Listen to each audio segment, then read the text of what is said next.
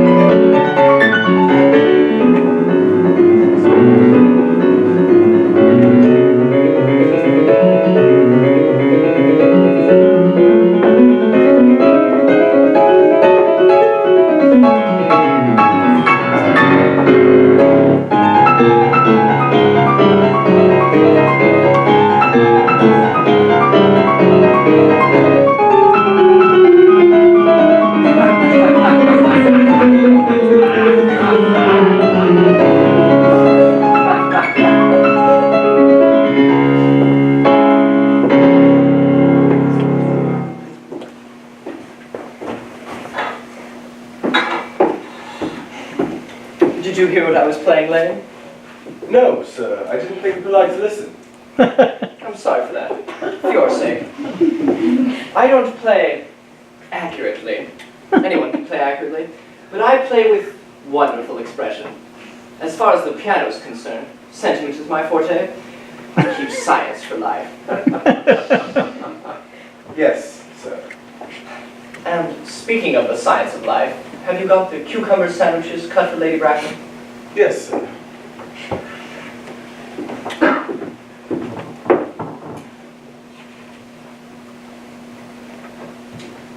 By the way, Lane, I see by your book that on Thursday night, when Lord Shorman and Mr. Worthing dine with me, 8 bottles of champagne are entered as having been consumed. Yes, sir. 8 bottles and a pint. Why is it that in a bachelor's establishment, the servants invariably drink the champagne? I ask merely for information. I would, sir, attribute it to the superior quality of the wine. As I've rarely observed in married households, the champagne is a first-rate brand. Good heavens, is marriage so demoralizing as that? I do believe it is a rather pleasant state, sir, as I've only been married once, though that, of course, was miscommunication between myself and a young person. I don't think I am very much interested in your personal life, Lane. No, sir. Not a very interesting subject. I rarely think of it myself. Thank you, Lane. That will be all. Thank you, sir.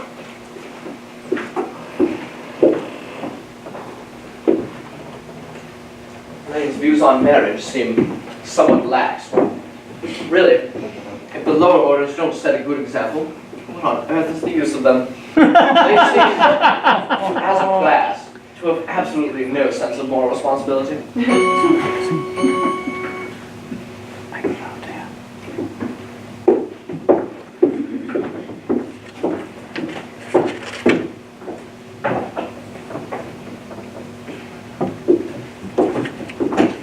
Mr. Ernest Worthing.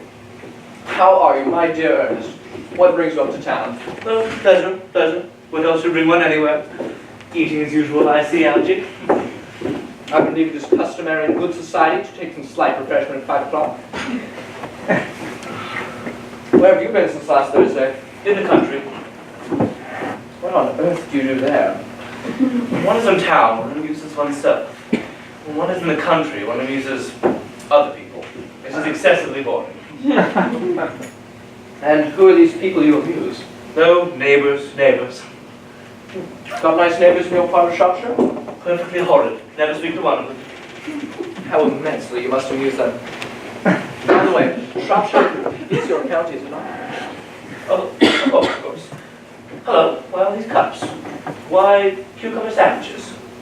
Why such reckless extravagance in one so young? Now, who's coming to tea? Oh, Marilyn, Aunt Augusta, and Gwendolyn? How perfectly delightful. Yes, this is all very well, but I'm afraid Aunt Augusta won't quite approve of your being here. May I ask why? My dear fellow, the way you flirt with Gwendolyn is perfectly disgraceful. It's almost as bad as the way she flirts with you. I came to town expressly to propose to her. I thought you would come up for pleasure. I call that business. Oh, what unromantic you are. I really don't see anything romantic in proposing. A proposal is something that is definite. The very essence of romance is uncertainty.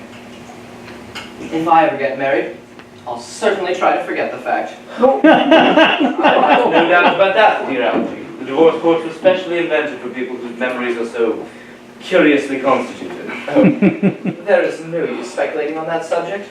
Divorces are made in heaven. Please don't touch the cucumber sandwiches. They're ordered specially for Aunt Augusta. But you're picking all the time. That's quite a different matter. She's my aunt. Have some bread and butter. The bread and butter's for Gwendolyn. Gwendolyn is devoted to bread and butter. And very good bread and butter it is too. You mustn't eat it as if you were going to eat it all. You act as if you were married to her already. You are not married to her already, and I don't think you ever will be. Why on earth do you say that? Well, girls never marry the men they flirt with. Girls don't think it right. It isn't. It is a great truth. It accounts for the extraordinary number of bachelors one sees all over the place. In the second place, I don't give my consent. Your consent? My dear fellow, Gwendolyn is my first cousin, and before I allow you to marry her, you must clear up the whole question of Cecily. Cecily? What do you mean, Algie, by Cecily? I don't know anyone of the name Cecily. Bring me that cigarette case Mr. Worthing left in the smoking room the last time he dined here. Yes, sir. Do you mean to say you've had my cigarette case all this time? I wish to goodness you'd have let me know. I have been writing frantic letters to Scotland Yard about it. I was very nearly offering a large reward. Well, I wish you would offer one. I have been more than usually hard up. There's no good offering a reward now that the thing is found. I think that is rather mean of you, Ernest, I must say. However, it makes no matter.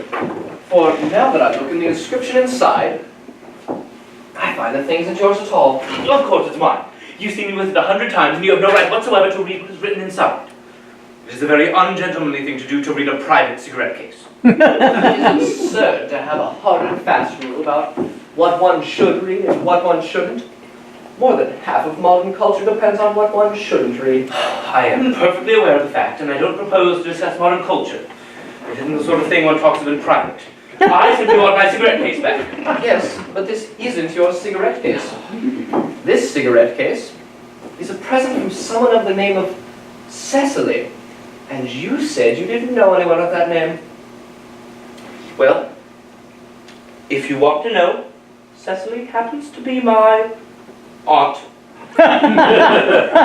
Your aunt? Yes, a charming old lady she is too. Lives at Tunbridge Wells. Just give it back to me, Algie. Yes, but why does she call herself Little Cecily if she is your aunt and lives at Tunbridge Wells?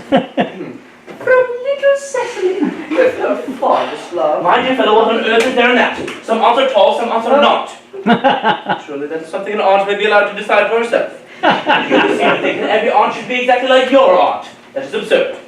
For heaven's sake, give me back my cigarette case. Yes, but why does your aunt call you her uncle? There is no objection. I admit to an aunt being a small aunt, but why an aunt, no matter what her size may be, should call her own nephew, her uncle? I can't quite make out. From little Cecily with her fondest love to her dear Uncle Jack. It's perfectly absurd you're saying your name is Ernest. Jack. You have always told me it was Jack. I have introduced you to everyone as Ernest. You look as if your name was Ernest. You're the most earnest-looking person I ever saw in my life. It's on your cards. Here's one of them. Mr. Ernest Worthing, B4, The Albany. I'll keep this as a proof your name is Ernest if you ever attempt to deny it to me, or to Gwendolyn, or to anyone else. My name is Ernest in town, and Jack in the country. And that cigarette case was given to me in the country. Yes, but that does not account for the fact that your small aunt, Cecily, who lives at Tunbridge Wells, calls you her dear uncle. Come, old boy, you'd better have it all at once. Algy, you talk as if you're a dentist. It's very vulgar to talk like a dentist when one isn't a dentist. It produces a false impression. That's exactly what dentists always do. Now go on. Tell me the whole thing. I may mention that I have always suspected you of being a confirmed and secret Bunburyist. I'm quite sure of it now. Bunburyist? What on earth do you mean by Bunburyist? I'll reveal to you the meaning of that incomparable expression as soon as you are kind enough to inform me why you are Ernest in town and Jack in the country. Well, produce my cigarette case first.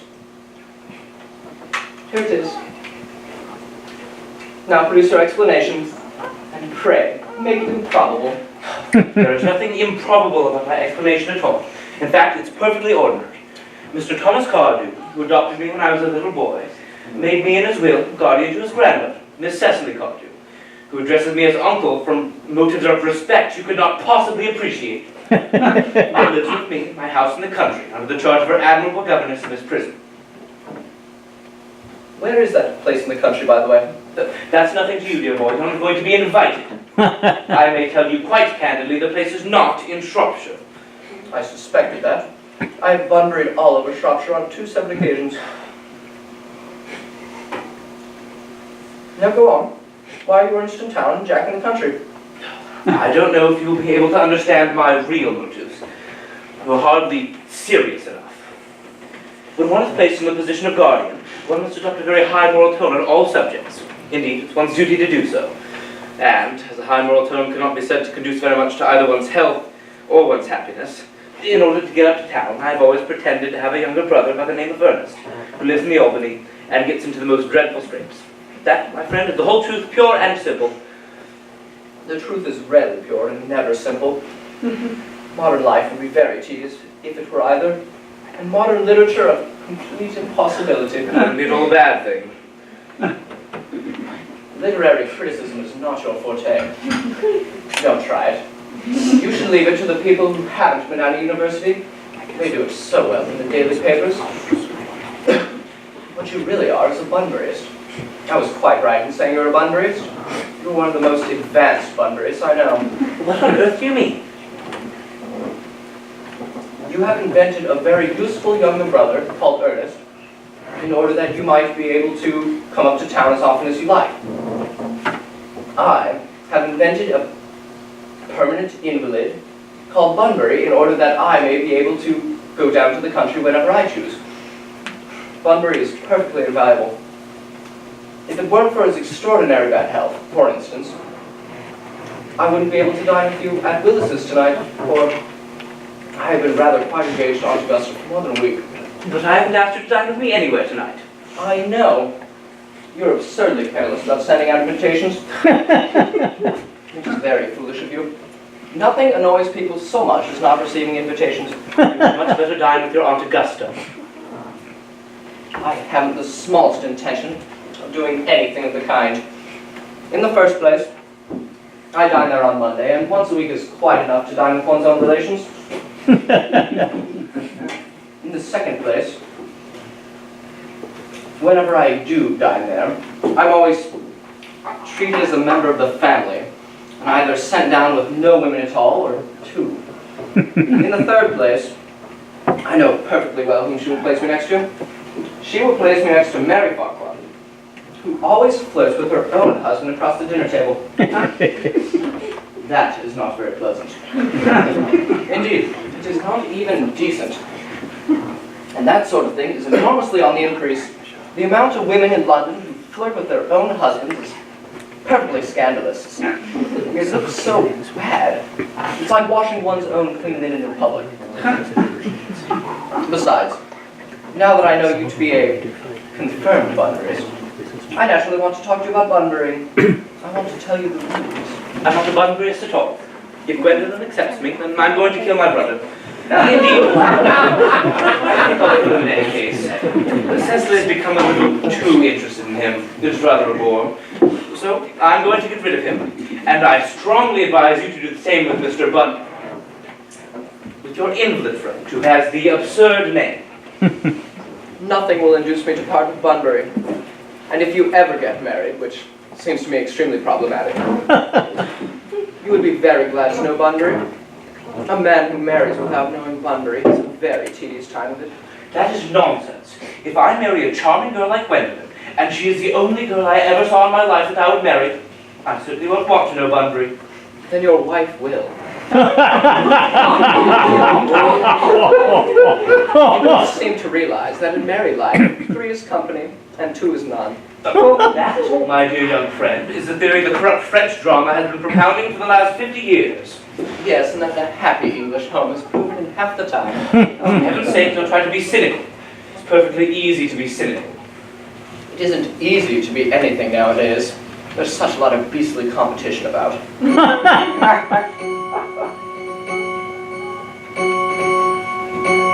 That must be Aunt Augusta.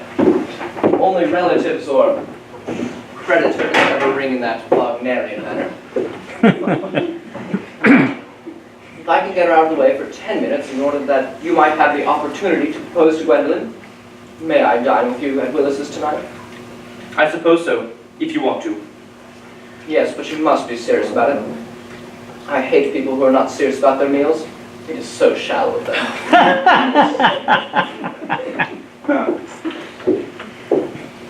Lady Bracknell and Miss Fairfax. Good afternoon, Algernon. I hope you are behaving very well. I'm feeling very well, Aunt Augusta. But it's not quite the same thing. In fact, the two things rarely go together. You're looking smart. I am always smart.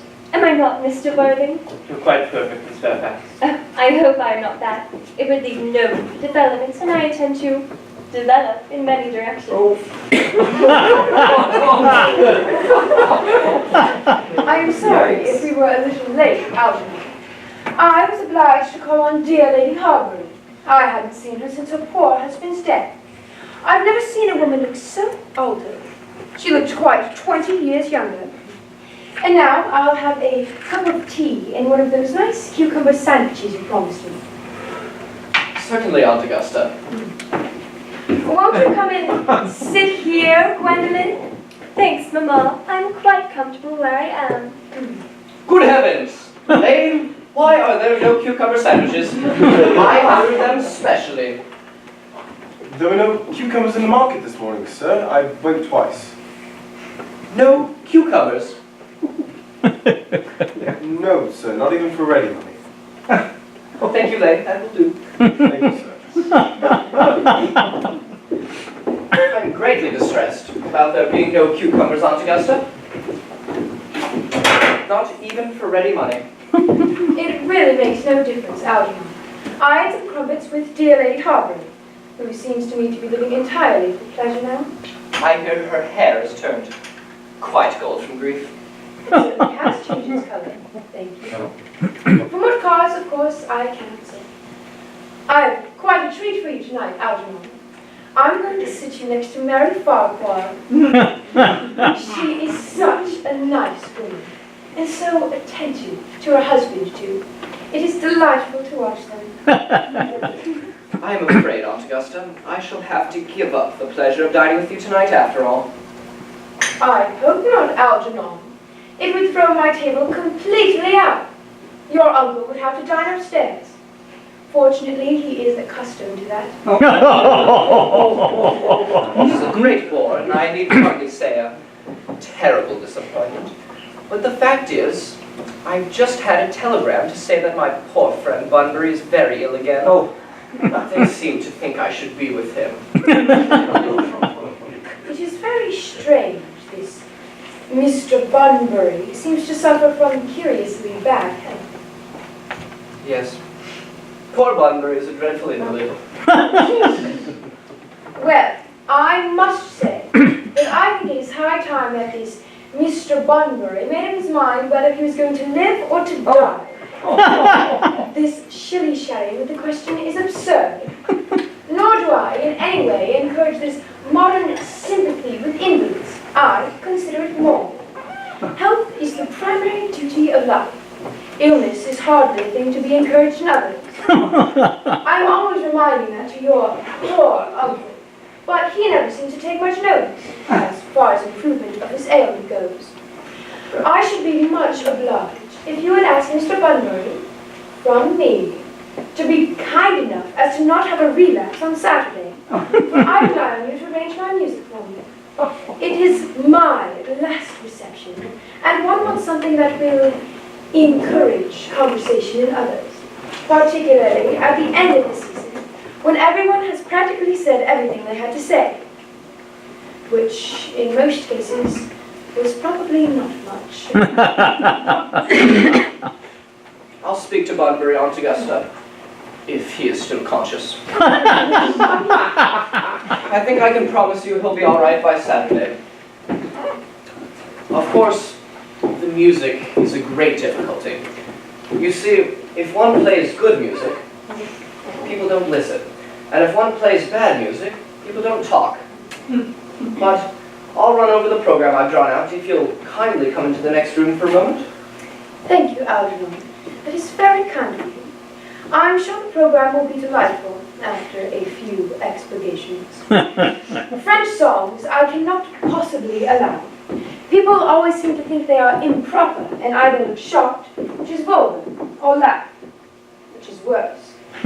But German sounds a thoroughly respectable language, and indeed I believe it is so.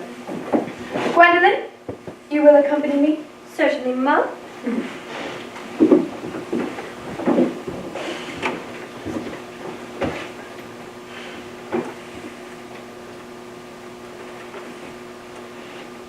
Charming day to bid, Miss Fairfax. Pray, don't talk to me about the weather, Mr. Worthing. Whenever people talk to me about the weather, I always feel quite certain that they mean something else, and that makes me so nervous. I do mean something else. I thought so. In fact, I am never wrong. And I would like to take advantage of Lady Bracknell's temporary absence. I would certainly advise you to do so. Mamma has a way of coming back suddenly into a room that I often have to speak to her about. Miss Fairfax, ever since I have met you, I have admired you more than any girl I have ever met since I met you. Yes, I am quite well aware of the fact. And I often wish that, in public at any rate, you had been more demonstrative. For me, you have always had an irresistible fascination. Even before I met you, I was far from indifferent to you. We live, as I hope you know, Mr. Worthing, in an age of ideals. The fact is constantly mentioned in the more expensive monthly magazines, and has even reached the provincial pulpits, I am told. My ideal has always been to love someone of the name of Ernest. Something in the name inspires absolute confidence. The moment Algernon first mentioned to me that he had a friend called Ernest, I knew I was destined to love you. You really love me, Gwendolyn? Passionately. My darling, you don't know how happy you've made me. My own Ernest. But you don't mean to say you couldn't love me if your name wasn't Ernest, but my name wasn't Ernest, do you? But your name is Ernest. I know, but supposing it was something else. Do you mean to say you couldn't love me then?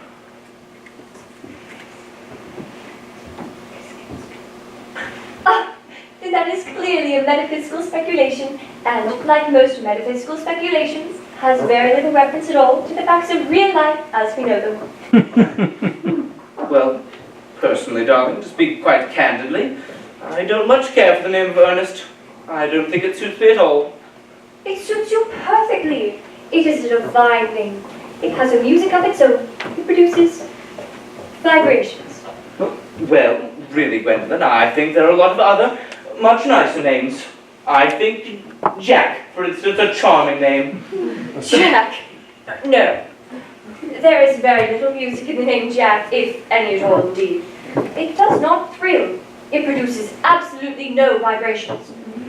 I've known several Jacks, and they all, without exception, have been more than usually plain. Besides, Jack is notorious domesticity for John, and I pity any woman married to a man called John. She should probably never be allowed to know the entrancing pleasure of a single moment's solitude. The only really safe name is Ernest.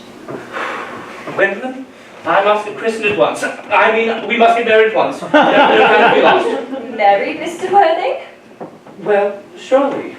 You know that I love you, and you led me to believe, Miss Fairfax, that you were not entirely indifferent to me. I adore you, but you haven't proposed to me yet. Marriage has been not touched on at all. The subject has not even been talked about. Well, may I propose to you now? I think it would be an admirable opportunity. And to spare you any possible disappointment, Mr. Worthing, I find it only fair to tell you quite frankly beforehand that I am fully determined to accept you. Gwendolyn? Yes, Mr. Worthing, what have you got to say to me? You know what I've got to say to you. Yes, but you don't say it. Gwendolyn, will you marry me? Of course I will, darling. How long you've been about it. I fear you've had very little experience in how to propose. My own one. I have never loved anybody in the world but you. Yes, I know. But men often propose for practice. I know my brother Gerald does. All my girlfriends tell me so. What wonderfully blue eyes you have, Ernest. They're quite blue. I hope you will always look at me just like that, especially when there are other people present.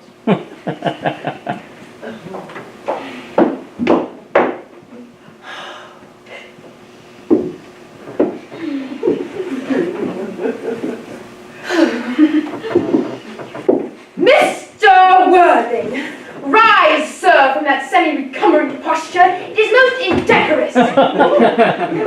I must beg you to retire. This is no place for you. Besides, Mr. Worthing is not quite finished yet. Finished what, may I ask? I'm engaged to be married to Mr. Worthing, Mamma. Pardon me, you are nothing of the kind. When you do become engaged to someone, I or Lord Bracknell, should his health permit him, will inform you of the fact. An engagement should come on a young girl as a surprise, pleasant or unpleasant, as the case may be. It is hardly a matter she should be allowed to arrange for herself. And now, I have a few questions to put to you, Mr. Worthing. While I make these inquiries, you, Gwendolyn, will wait for me below in the carriage. Mamma! In the carriage, Gwendolyn!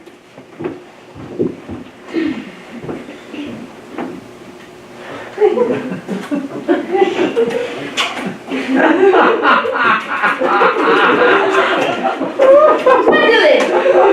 The carriage! Yes, Mamma.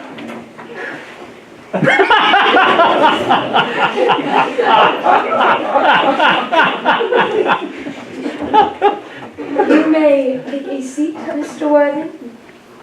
Thank you, Lady Bracknell. I prefer standing.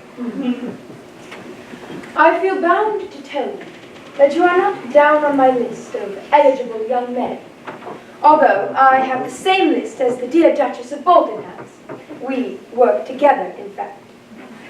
However, I am quite ready to enter your name, should your answers be what a really affectionate mother requires. Do you smoke?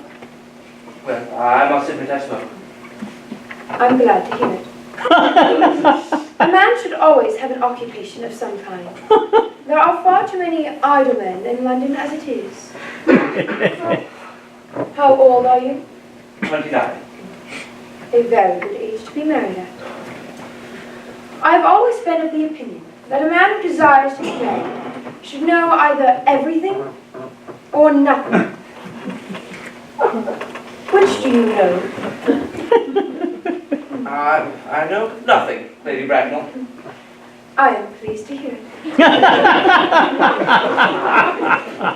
I do not approve of anything that tampers with the natural ignorance. Ignorance is like a delicate, exotic fruit. Touch it, and the bloom is gone. The whole theory of modern education is radically unsound. Fortunately, in England at any rate, education produces no effect whatsoever. If it did, it would prove a serious danger to the upper class, and probably lead to acts of violence in Grosvenor Square. What is your income? Between 7,000 and 8,000 a year. In land or in investments? Investments, chiefly. That is satisfactory. What between the duties expected of one during one's lifetime and exacted from one after one's death, land has ceased to be either a profit or a pleasure. It gives one a position and prevents one from keeping it up. That is all that can be said about land. I have a country house with some land attached to it, of course. About 1,500 acres, I believe. But I don't depend on that for any of my real income. In fact, as far as I can make out, poachers are the only ones who make anything out of it. A country house? How many bedrooms? Oh, well, that point can be cleared up afterwards. You have a townhouse, I hope? A girl with a simple, unspoiled nature like Gwendolyn could hardly be expected to reside in the country. I own a house in Belgrave Square, but it is let to the year to Lady Bloxham. Lady Bloxham? I do not know her. She goes about very little. She is a lady considerably advanced in years. Ah, nowadays that is no guarantee of respectability of character. What number in Belgrave Square? 149.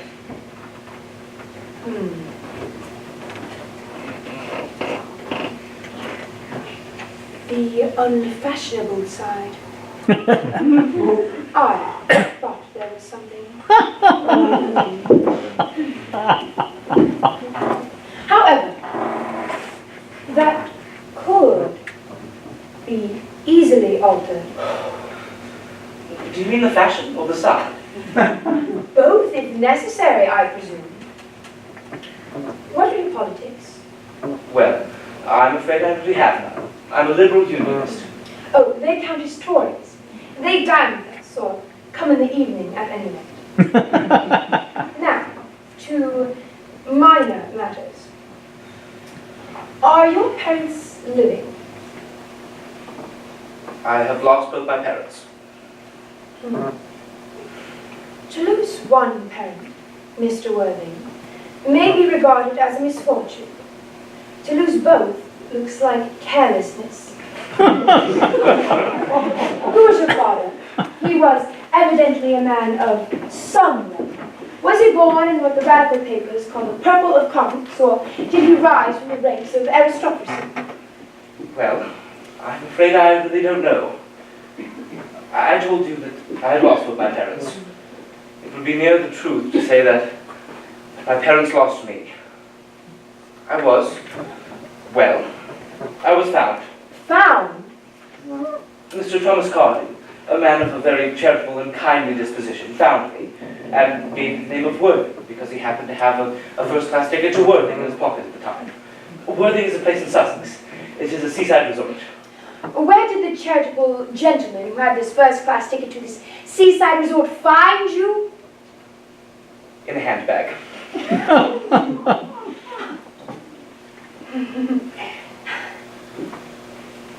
A handbag. Yes, a somewhat large, brown leather handbag with handles to it. A very ordinary handbag, in fact. In what locality did this Mr. James or Thomas Cardew come across this ordinary handbag? In the cloakroom at Victoria Station. The cloakroom at Victoria Station. Yes, the Brighton line. The line is immaterial. Mr. Worthing, I confess I am somewhat bewildered by what you have just told me. To be born, or at any rate bred, in a handbag seems to show a contempt for the modern decencies of a family life, which reminds one of the worst excesses of the French Revolution. And I presume you know what that unfortunate movement led to? As for the particular locality in which the handbag was found, a cloakroom at a railway station might serve to conceal a social indiscretion, has probably been used for that purpose before. But it can hardly be an assured basis for a recognized position in a good society. May I ask them what you would advise me to do? I need hardly say I would do anything to ensure Gwendolyn's happiness. I would strongly advise you, Mr. Worthing, to try and form some relations as soon as possible, and to make a definite effort to produce one parent of either sex before the season is quite over. I don't see how I could possibly manage to do that. I can produce the handbag at any moment. It is in my dressing room at home. I really think that should satisfy you, Lady Bracknell. Me, sir? What has this got to do with me? You can hardly imagine that I, or Lord Bracknell, would dream of allowing our only daughter to marry into a cloakroom and form an alliance with a parcel. Good morning, Mr. Worthing. Good morning.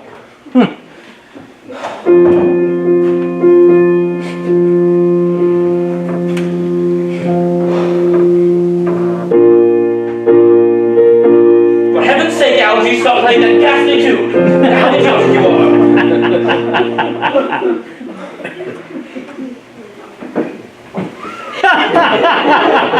Didn't it go off all right, old boy? You don't mean to say Gwendolyn refused you? I know, it is a way she has. She is always refusing people. I think it's most ill-natured of her. Oh, Gwendolyn is right as a trivet. As far as she is concerned, we are engaged. Her mother is perfectly unbearable. I never met such a gorgon. I don't really know what a gorgon is like, but I'm quite sure Lady Bracknell is one. In any case, she is a monster without being a myth. It's quite unfair. I beg your pardon, Algy. I suppose I shouldn't talk about your own art in that way before you. My dear boy, I love hearing my relations abused. That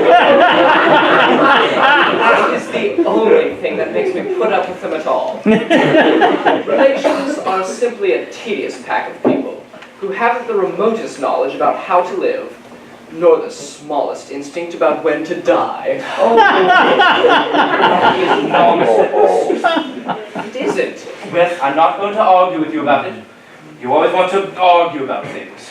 That's what things were originally made for. Upon my word, if I thought that, I'd shoot myself.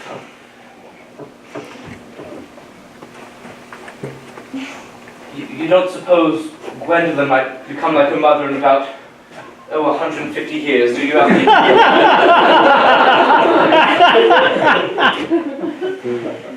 All women become like their mothers. It's their tragedy. The man does.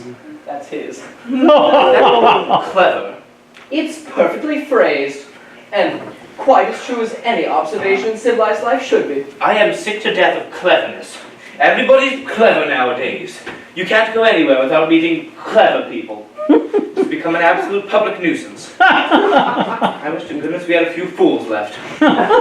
We have. I should certainly like to meet them. What on earth do they talk about? The fools? Oh, about the clever people, of course. Have you told Gwendolyn the truth about your being Ernest in town and Jack in the country?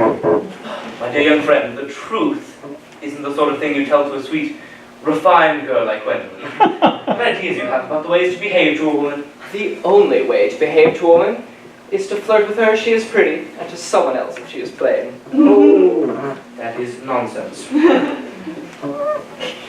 What about your brother? What about the profligate Ernest? Oh, before the week is over, I shall have got rid of him. I'll say he died in Paris, of apoplexy. A lot of people die quite suddenly of apoplexy, don't they? Yes, but it's hereditary.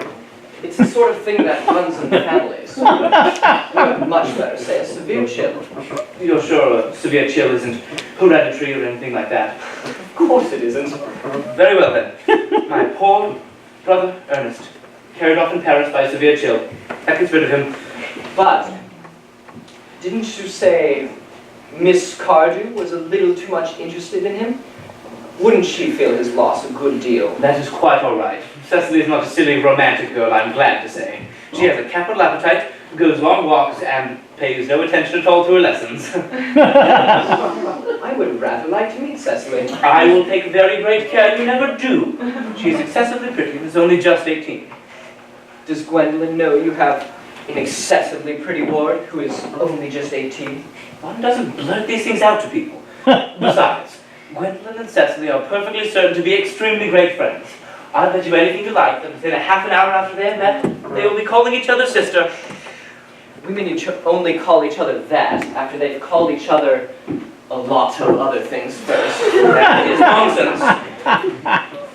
Well, if we want to get a good table at Wilson's, we really must go and dress.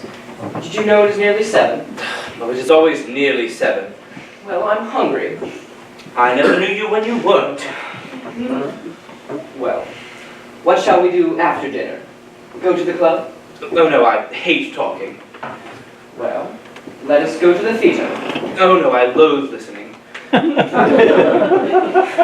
Well, we might trot round to the Empire at 10. Oh no, I can't bear looking at things. It's so silly. Well, then what shall we do? Nothing. It's awfully hard work doing nothing. However, I don't mind hard work when there is no definite object of any kind. Miss Fairfax. Gwendolyn, upon my word. Algie, kindly turn your back. I have something very particular to say to Mr. Worden. I really don't think I can allow this, Gwendolyn. Algie, you always adopt a strictly moral attitude towards life. You are not quite old enough to do that. My own darling. Ernest, we may never be married. From the expression of Mamma's face, I fear we never shall. So few parents nowadays pay any regard to what their children say to them. The old-fashioned respect for the young is fast dying out. Whatever influence I ever had over Mamma, I lost at the age of 3. She may prevent us from becoming man and wife, and I may marry someone else, and marry often. But nothing that she can possibly do can alter my eternal devotion to you. My dear Gwendolyn. The story of your romantic origin, as related to me by Mamma with unpleasing comments, has naturally stirred the deeper fibers of my nature. Your Christian name has an irresistible fascination. The simplicity of your character makes you exquisitely incomprehensible to me. Your town address of the country I have. What is your address in the country? The Manor House, Woolton, Hertfordshire. There is a good postal service, I suppose. It may be necessary to do something drastic. That, of course, will require serious consideration. I will communicate with you daily. My own one. How long do you remain in town? Until Monday. Good. Algie, you may turn round now. Thanks, I've turned round already. You may also ring the bell. You will let me see you to your carriage, won't you? Certainly. I will see Miss Fairfax out. Yes, sir.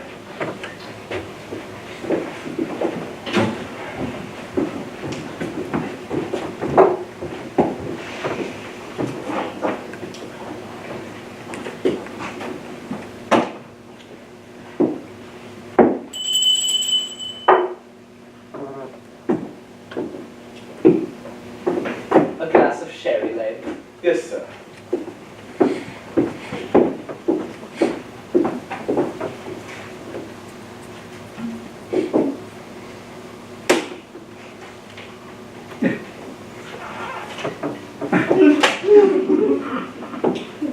Tomorrow, Lane, I'm going Bunbury.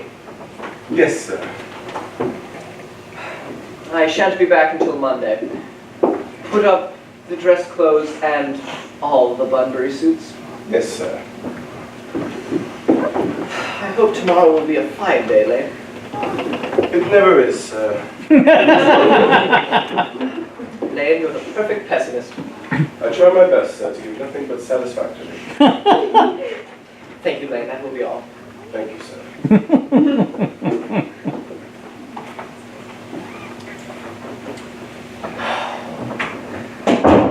There's a sensible, intellectual girl.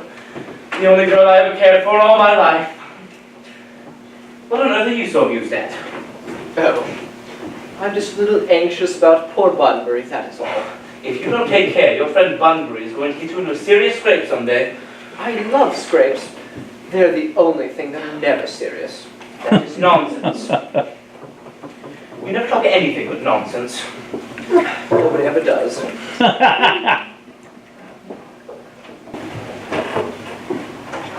Cecily? Cecily? Surely such a utilitarian occupation such as watering the flowers is rather Morton's duty than yours, especially at a moment when intellectual pleasures await you. Your German grammar is on the table. Pray, open it to page 15. We will repeat yesterday's lesson. But I don't like German. It isn't at all a becoming language. I know perfectly well that I look quite plain after my German lesson. Child, you know how anxious your guardian is that you should improve yourself in every way. He laid particular stress on your German as he was leaving the town yesterday. Indeed, he always lays stress on your German when he's leaving the town. Dear Uncle Jack is so very serious. Sometimes he is so serious, I think he cannot be quite well. Your guardian enjoys the best of health, and his gravity of demeanor is especially to be commended in one so comparatively young as he is. I know no one with a higher sense of duty and honesty. I suppose that's why I often look so bored when we three are together. I am surprised at you. Mr. Worthing has many troubles in his life. Idle merriment and triviality out of place in his conversation. You must remember his constant anxiety about that unfortunate young man, his brother. I wish Uncle Jack would allow that unfortunate young man, his brother, to come down sometime. We might have a good influence over him, Miss Frizzle. I'm sure you certainly would. You know German and geology and things of that kind influence a man very much. I don't think that even I could hold an effect on a character that, according to his own brother, is irretrievably weak and vacillating. Indeed, I do not think I should desire to reclaim him. I am not in favour of the modern mania of turning bad people into good people at a moment's notice. As a man sows, so let him reap. Cecily, you must put away your diary. I don't see why you should keep a diary at all. I keep a diary in order to enter the wonderful secrets of my life. If I didn't write them down, I should probably forget all about them. Memory, my dear Cecily, is the diary we all carry about with us. Yes, but it usually chronicles the things that have never happened and couldn't possibly have happened. I believe memory is responsible for nearly all the 3-volume novels that Muddy sends us. Not speak slightingly of the 3-volume novel, Cecily. I wrote one myself in younger days. Did you really, Miss Frizzle? How wonderfully clever you are. I hope it did not end happily. I don't like novels that end happily. They depress me so much. Well, the good ended happily and the bad unhappily. That is what fiction means. I suppose so, but it seems very unfair. And was your novel ever published? Alas, no. The manuscript was unfortunately abandoned. I use the word in the sense of lost or mislaid. And to your work, child. These speculations are profitless.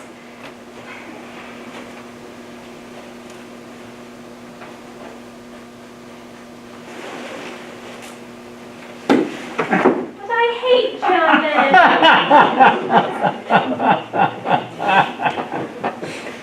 I can't read it. Cecily, that's what we've been practicing. Oh, Dr. Todd And how are we this morning? Miss Prism, you are, I trust, well? Miss Prism has just been complaining of a slight headache.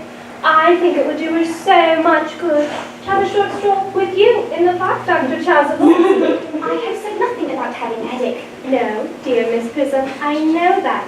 But I felt instinctively that you had a headache.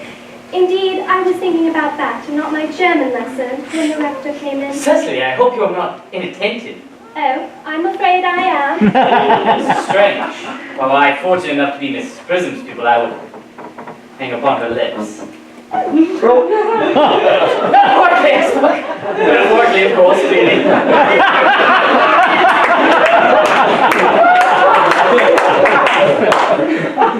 Metaphors drawn from bees.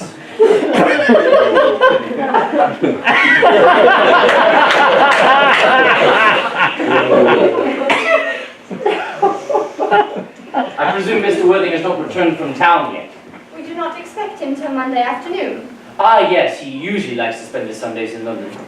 He's not one of those whose sole aim is pleasure, unlike by all accounts his unfortunate young brother seems to be. I'm afraid I can't interrupt Algeria, your pupil, any longer. Algeria? My name is Leticia, Doctor. A classical illusion, merely, drawn from pagan authors. I shall see you both in that evensong. And I think, dear Doctor, I will accompany you for a stroll. I find I have a headache after all. I do it good. With pleasure, Miss Prism. With pleasure. We might just go as far as the schools and back. That would be delightful. Cecily, in my absence, you will read your political economy. The chapter on the fall of the rupee you may omit. It is somewhat too sensational. These metallic problems have them on a dramatic side.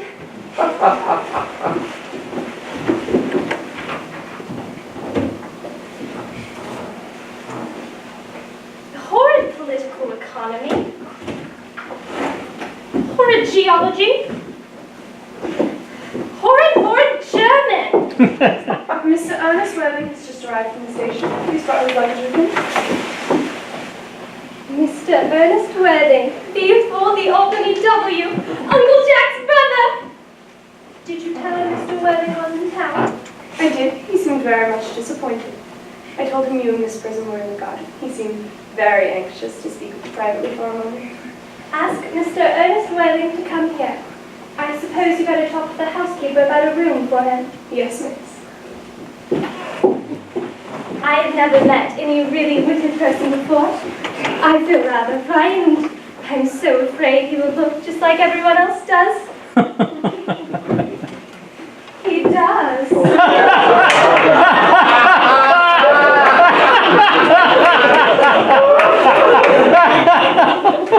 You're my little cousin Cecily, I'm sure. You are under some strange mistake. I am not little. In fact, I believe I am more than usually tall for my age. But I am your cousin Cecily. You, I see from your card, are Uncle Jack's brother. My cousin Ernest.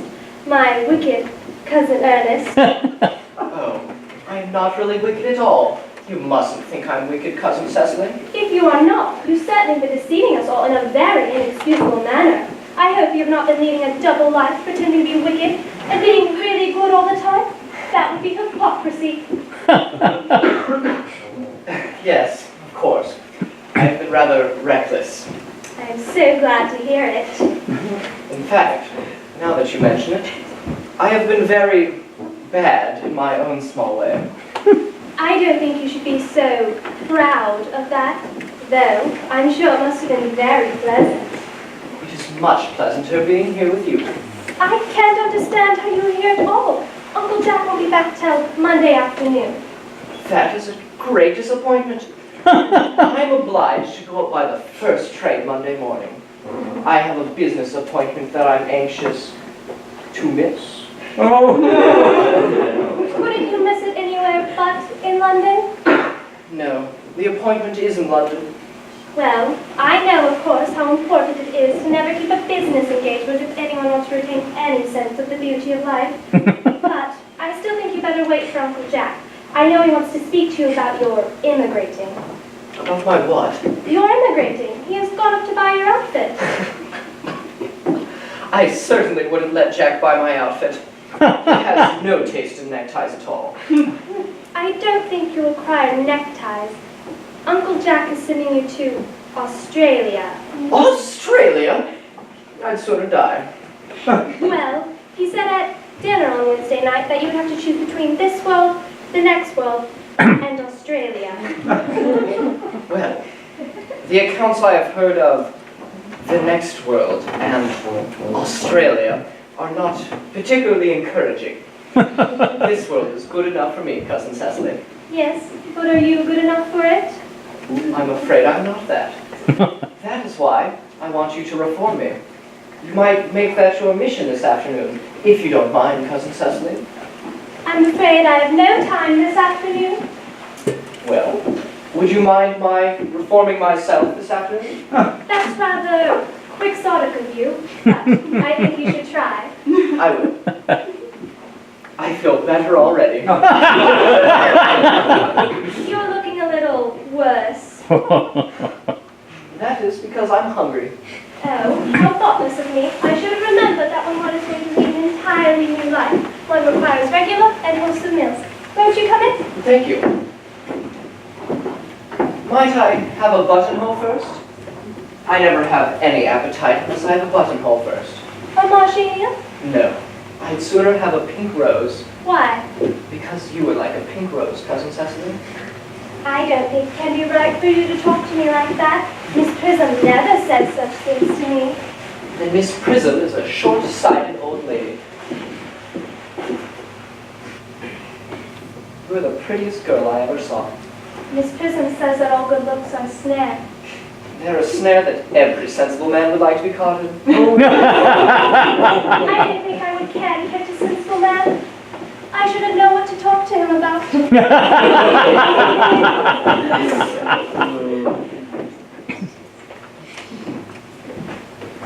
Well, you are much too alone, Dr. Chasuble.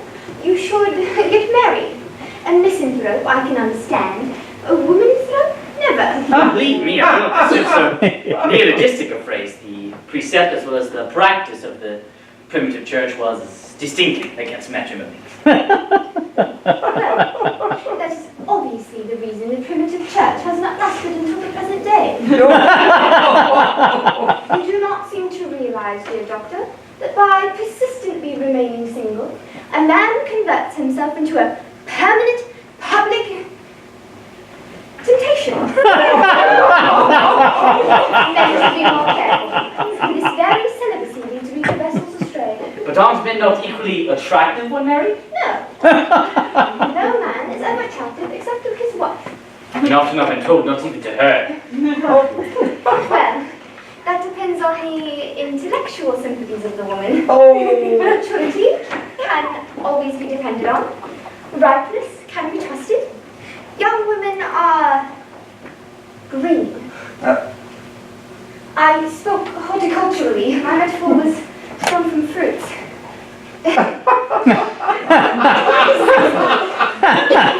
Perhaps she followed us to the schools? Oh, Mr. Worthing! Mr. Worthing? I've returned sooner than I expected. Dr. Chasuble, I hope you are well. Dear Mr. Worthing, I hope this garb of woe does not betoken some terrible calamity. My brother. More shameful deaths and extravagance. So you're leading his life of pleasure? Dead.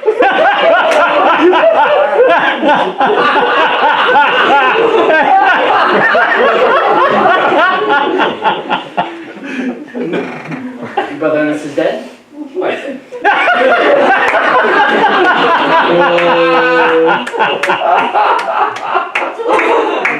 I trust you will profit by it. Oh, Mr. Worthing, I offer my sincerest condolences. You should take pride in the fact that you are such a generous and forgiving of a brother. Poor Ernest. He had many faults, but it is a sad blow. Very sad indeed. Were you with him in the end? No, he died abroad in Paris. I had a telegram last night from the manager of the Grand Hotel. Was the cause of death mentioned? A severe chill.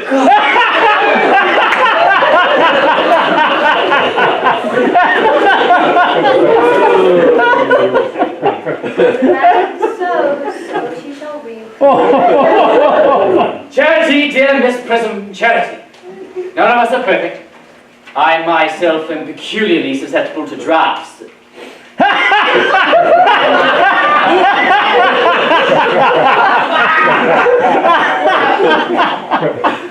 Where is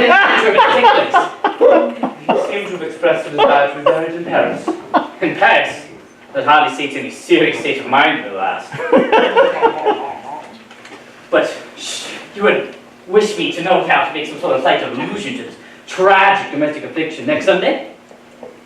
My sermon on the meaning of manner can be adapted to almost any situation, joyful, in this case distressing. I have preached it at harvest celebrations, christenings, confirmations, days of humiliation, and festivals. Why, the last time I delivered it was at the cathedral, a charity sermon for the Society of the Discontent of the Prevention of the Upper Orders. The bishop, who was indeed present, was much struck with some of the analogies that I drew. That reminds me. You mentioned christenings, I think. I'm sure you know how to christen all right. I mean, you are continually christening, aren't you? It is, I regret to say, one of the rector's most constant duties in the parish. I have often spoken to the poor classes on the subject, but they don't seem to know what thrift is. Is there any infant in whom you're particularly interested in, Mr. Whip? Your brother was, I believe, unmarried, was he not? Oh, yes. People who live entirely for pleasure often are. It's not for any child, dear doctor. I'm very fond of children. No, the fact is, I would like to be christened myself this afternoon, if that would be all right with you. Surely, Mr. Worthy, you've been christened already. I don't remember anything about it. Do you have any grave doubts on the subject? I certainly intend to have. I won't bother you if you think I'm a little too old now. Oh no, sprinkling and indeed the immersion of adults is a perfectly canonical practice. Immersion? Oh, no, you need not have no apprehensions. Sprinkling is all that is necessary, or at least I think advisable, whether it's so changeable. What hour would you like the ceremony to commence? Oh, I might talk around about 5, if that would do. Perfectly, perfectly. I have 2 similar ceremonies to perform then. Oh, a case of twins. Just outside your own estate, in fact. Oh, poor Jenkins the Carter, the most hard-working man. I don't see much fun in being christened along with other babies. Would 5:30 do? Oh, admirably, admirably. Now, if you excuse me, I must no longer intrude into a house of sorrow. Too much bowed down by grief. What seem to us bitter trials are often blessings in disguise. But it seems to me a blessing of the extremely obvious kind. Uncle Jack, I'm so pleased to see you back. What horrid clothes you've got on. Do you go and change them? My child, my child! What is the matter, Uncle Jack? Do look happy. You look as if you had a toothache. And I've got such a surprise for you. Who do you think is in the dining room? Your brother! Your brother Ernest. He arrived about a half hour ago. What nonsense! I haven't got a brother. Don't say that, Uncle Jack. However badly you may behave during the past, he is still your brother. You couldn't be so heartless as to disown him. I will tell him to come out, and you will shake hands with him, won't you, Uncle Jack? Well, aren't these joyful tidings? After we all have been resigned to his loss, his sudden return to me seems peculiarly distressing. My own brother in the dining room? I don't know what it all means. I think it is perfectly absurd.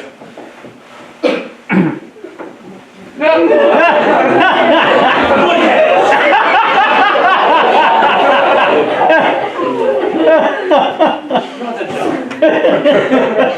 I've come down from town to tell you that I'm very sorry for all the trouble I have given you, and that I intend to lead a better life in the future.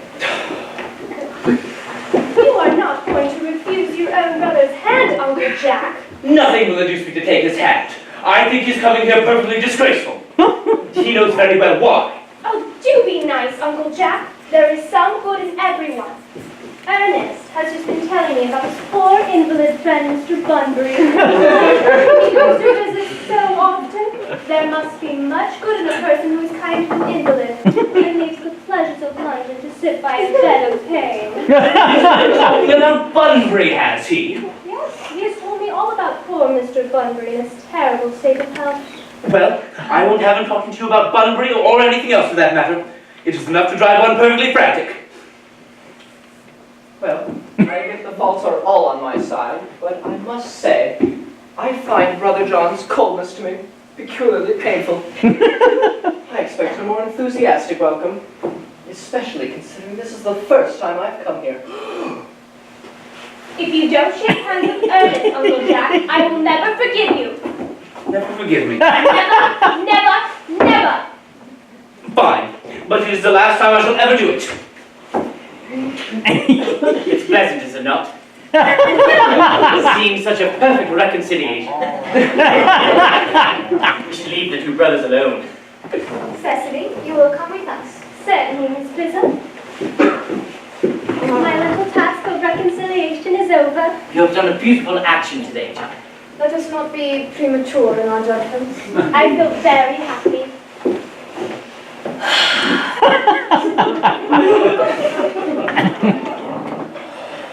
Algy, you young scoundrel! You've got to get out of here at once! I don't allow any Bunburying here! I put Mr. Ernest things in the room next to your own, sir. I suppose that is all right. What? Mr. Ernest's luggage, sir. I put it in the room next to your own. His luggage? Yes, 3 portmanteaus, a dressing case, 2 hat boxes, and a rather large luncheon basket. I'm afraid I can't stay for more than a week this time. Go to the doggone at once. Mr. Ernest has been suddenly called back to town. Yes, sir. What a fearful liar you are, Jack.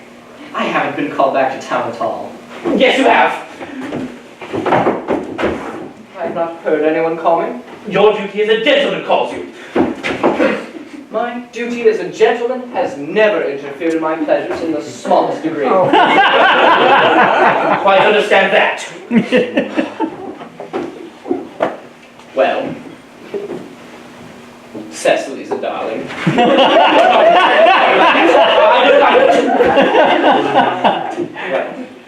I don't like her clothes. You look perfectly ridiculous, and then why don't you go up and change? It is perfectly childish to be in deep mourning for a man who is actually staying at your house as a guest for a whole week. I call it grotesque. You are certainly not staying in my house the whole week as a guest or anything else. You've got to leave by the 4:05 train. I certainly won't leave you so long as you're in mourning. I should think it very unkind. If I were in mourning, you would stay with me, I suppose. I would think it very unfriendly if you didn't. Well, would you go if I change my clothes? Yes, if you are not too long. I never saw anyone take so long to dress. With such little result. That is better than being constantly overdressed as you are. If I am occasionally a little overdressed, I make up for it by always being immensely overeducated. Your conduct is outrage, and your presence in my garden utterly absurd. However, you have got to catch the 4:05, and I wish you an extremely pleasant journey back to town. This Bunburying, as you call it, has not been a great success for you. I think it has been a great success. I am in love with Cecily, and that is everything. However, I must speak to her before I go and make arrangements for another Bunbury. There she is. Oh, I merely came back to water the roses. I thought you were with Uncle Jack. He's gone to order the dog cart for me. Oh, is he going to take you for a nice drive? He's going to send me away. Then have we got to part? I'm afraid so. It's a very painful parting. It is always painful to part from people whom one has known for a very brief space of time. The absence of old friends one can endure with equanimity, but even a momentary separation from anyone whom one has just been introduced is almost unbearable. Thank you.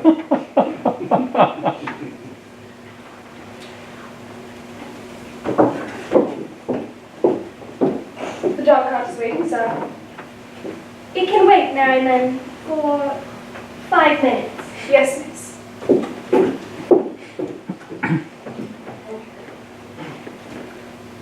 I hope I shall not offend you if I state, quite frankly and openly, that you seem to me to be in every way the visible personification of absolute perfection.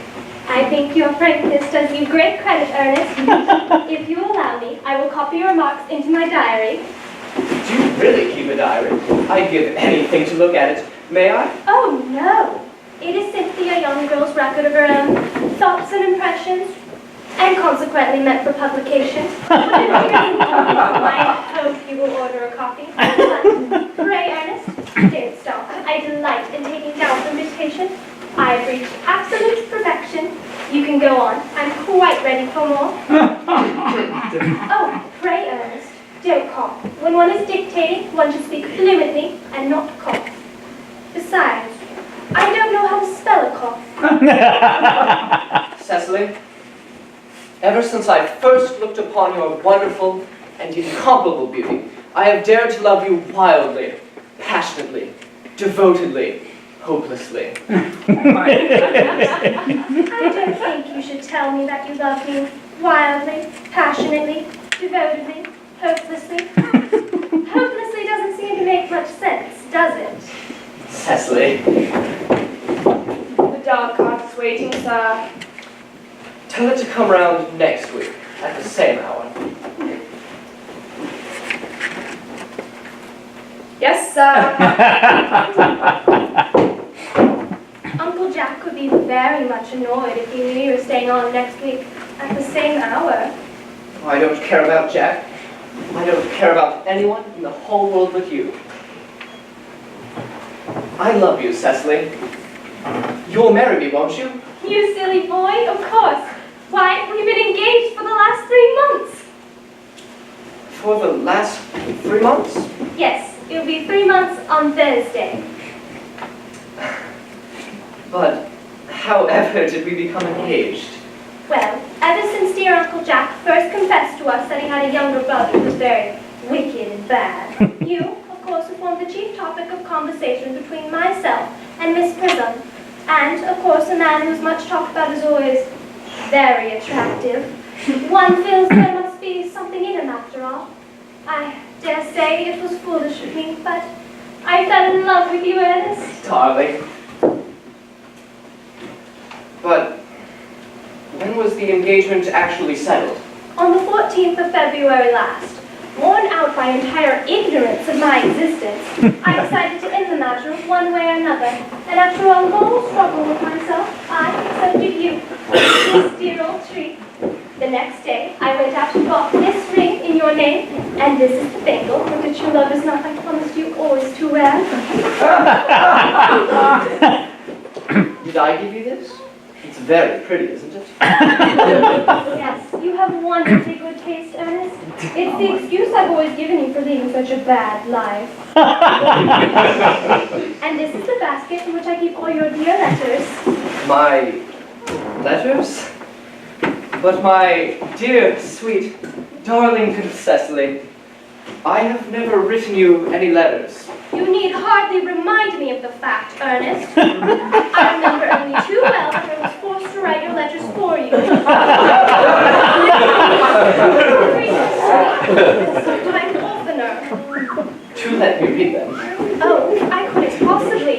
They'd make you far too conceited. The 3 you wrote me after I had broken off the engagement are so beautiful and so badly spelled. I can hardly read them without crying a little. Was our engagement ever broken off? Of course it was. On the 22nd of March last. You can read the entry if you'd like.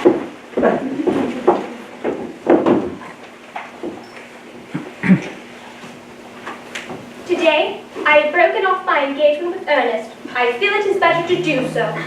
The weather continues charming. But why on earth would you break it off? What had I done? I had done nothing at all. I am very much hurt indeed to hear you broke it off. particularly when the weather was so charming. It would have hardly been a really serious engagement if I hadn't broken it off at least once. But I forgave you before the week was out. Cecily, you perfect angel. You dear romantic boy. Oh. I hope your hair grows naturally. Does it? Yes, with a little help from others. I'm so glad. You'll never break off our engagement again, won't you, Cecily? I couldn't possibly, now that I've actually met you. Besides, there is the question of your name. Of course. Don't laugh at me, darling, but it has always been a girlish dream of mine to love someone whose name was Ernest. There is something in that name that inspires absolute confidence. I pity any poor married woman whose husband is not called Ernest. But, dear sweet Cecily, if I had any other name, couldn't you love me? But what name?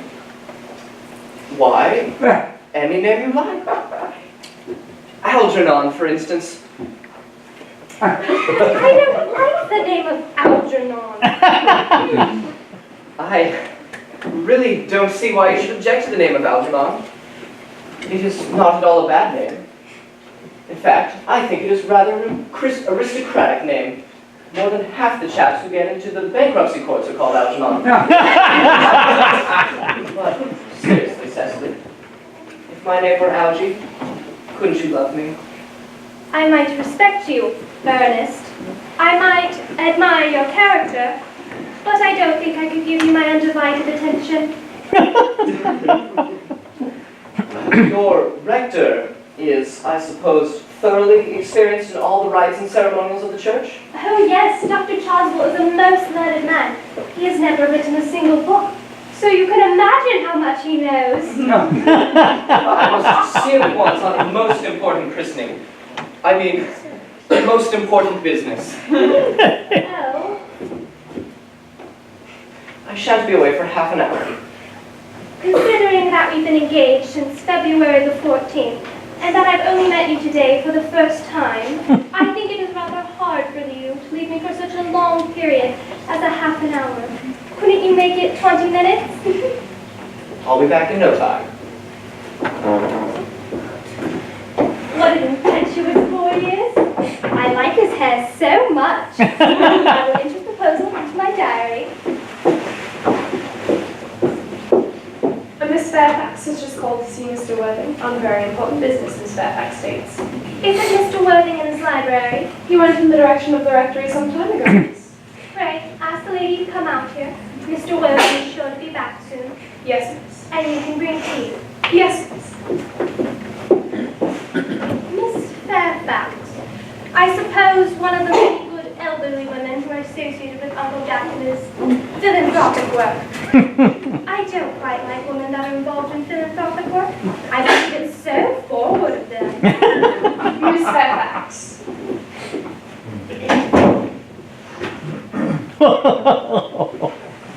Hooray. Let me introduce myself to you. My name is Cecily Cardew. Cecily Cardew. What a very sweet name. Something tells me we are going to be great friends. I like you already more than I can say. My first impressions of people are never wrong. How nice of you to like me so much after we've known each other for such a comparatively short time. Pray, sit down. I may call you Cecily, may I not? With pleasure. And you will always call me Gwendolyn, won't you? If you wish. And that is all quite settled, isn't it? I hope so. Perhaps this might be a favourable opportunity for my mentioning who I am. My father is Lord Bracknell. You've never heard of Papa, I suppose? I don't think so. Outside the family circle, Papa, I am glad to say, is entirely unknown. I think that is quite as it should be. The home seems to me to be the proper sphere for a man. And certainly, once a man begins to neglect his domestic duties, he becomes painfully effeminate, does he not? I don't like that. It makes men so very attractive. Cecily, Mamma, whose views on education are remarkably strict, has brought me up to be extremely short-sighted. It is part of her system.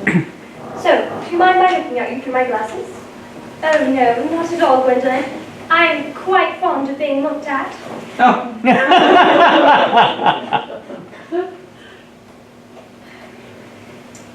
You are here on a short visit, I suppose? Oh no, I live here.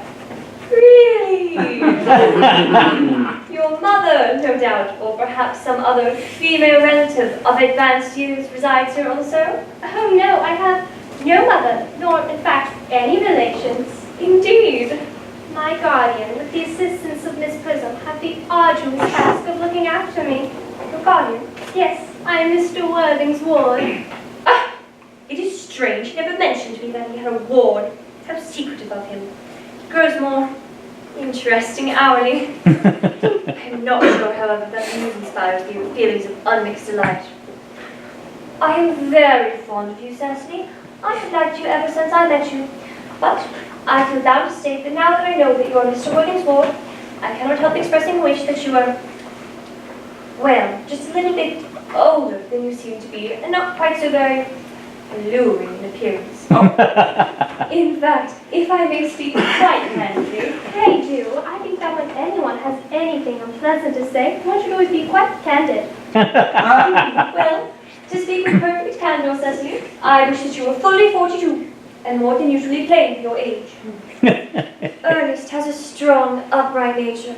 He's the very soul of truth and honor. Disloyalty for him would be as impossible as deception. But even men with the noblest possible physical character are particularly susceptible to the physical charms of others. Modern, no less than ancient history, supplies us with many most painful examples of what I refer to. If it were not so, indeed, history would be quite unreal. I beg your pardon, Gwendolyn, but did you say Ernest? Yes? Oh, but it is not Mr. Ernest Worthing who's my guardian. It is his brother, his elder brother. Oh, Ernest never mentioned to me that he had a brother. I'm sorry to say they have not been on good terms for a long time. Ah, then that accounts for it. Now that I think about it, men rarely mention their brothers. The subject seems quite distasteful to most men. Cecily, you have lifted a great load from my mind. I was growing almost anxious.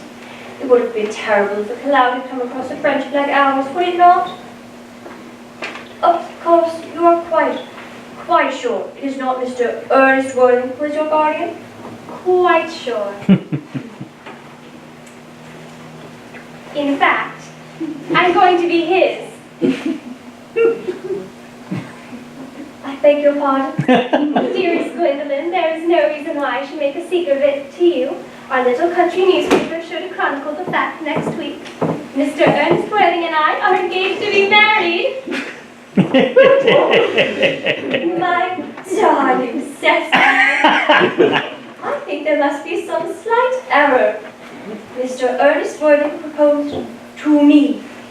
The announcement will appear in the Morning Post on Saturday, at the latest. There must be some slight misunderstanding. Ernest proposed to me exactly 10 minutes ago.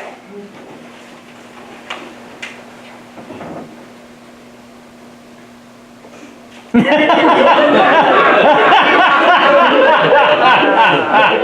is certainly very glorious, for he asked me to be his wife yesterday afternoon at 5:30. If you would care to verify the incident, pray do so. I never travel without my diary. One should always have something sensational to read on the train. I am so sorry, dear Cecily, if it is of any disappointment to you, but I'm afraid I have the prior claim. It would distress me more than I can tell you, dear Gwendolyn, if it has caused you any mental or physical anguish. But I feel bound to point out that since Ernest proposed to you, he has clearly changed his mind. If the poor fellow has been entrapped into any foolish promise, I shall consider it my duty to rescue him at once, and with a firm hand. Whatever unfortunate entanglement my dear boy has got into, I will never reproach him with it after we are married. Do you allude to me, Miss Cardew, as an entanglement? You are presumptuous. On an occasion of this kind, it becomes more than a moral duty to speak speak one's mind. It becomes a pleasure. You suggest, Miss Fairfax, that I entrapped Ernest into an engagement? How dare you? This is no time for wearing the shallow mask of manners. When I see a spade, I call it a spade. I'm glad to say I have never seen a spade. It is obvious our social spheres have been widely different. Should I take the tea here as usual, miss? Yes, as usual.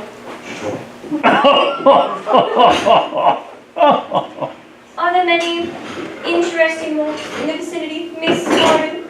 Oh, yes, a great many. From the top of one of the hills quite close, one can see 5 counties. 5 counties? I don't think I should like that. I hate crowds. I suppose that's why you live in town. Quite a well-kept garden this is, Miss Cardew. I'm so glad you like it. I had no idea there were any flowers in the country. Oh, flowers are as common here, Miss Fairfax, as people are in London. Personally, I don't see how anybody can exist in the country, if anybody does. The country always bores me to death. This is what the newspapers are calling agricultural depression, is it not? The aristocracy are suffering very much from it at the present. I've heard it's almost an epidemic amongst them. May I offer you some tea, Miss Fairfax? Thank you. Detestable girl, but I'll buy tea. Sugar? No, thank you. Sugar is not fashionable anymore.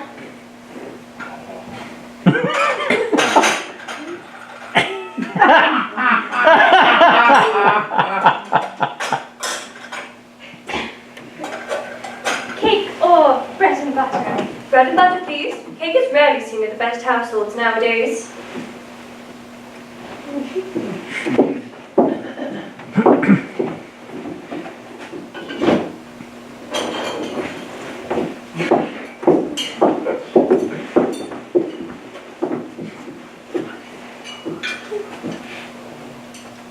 Hand that to Miss Fairfax.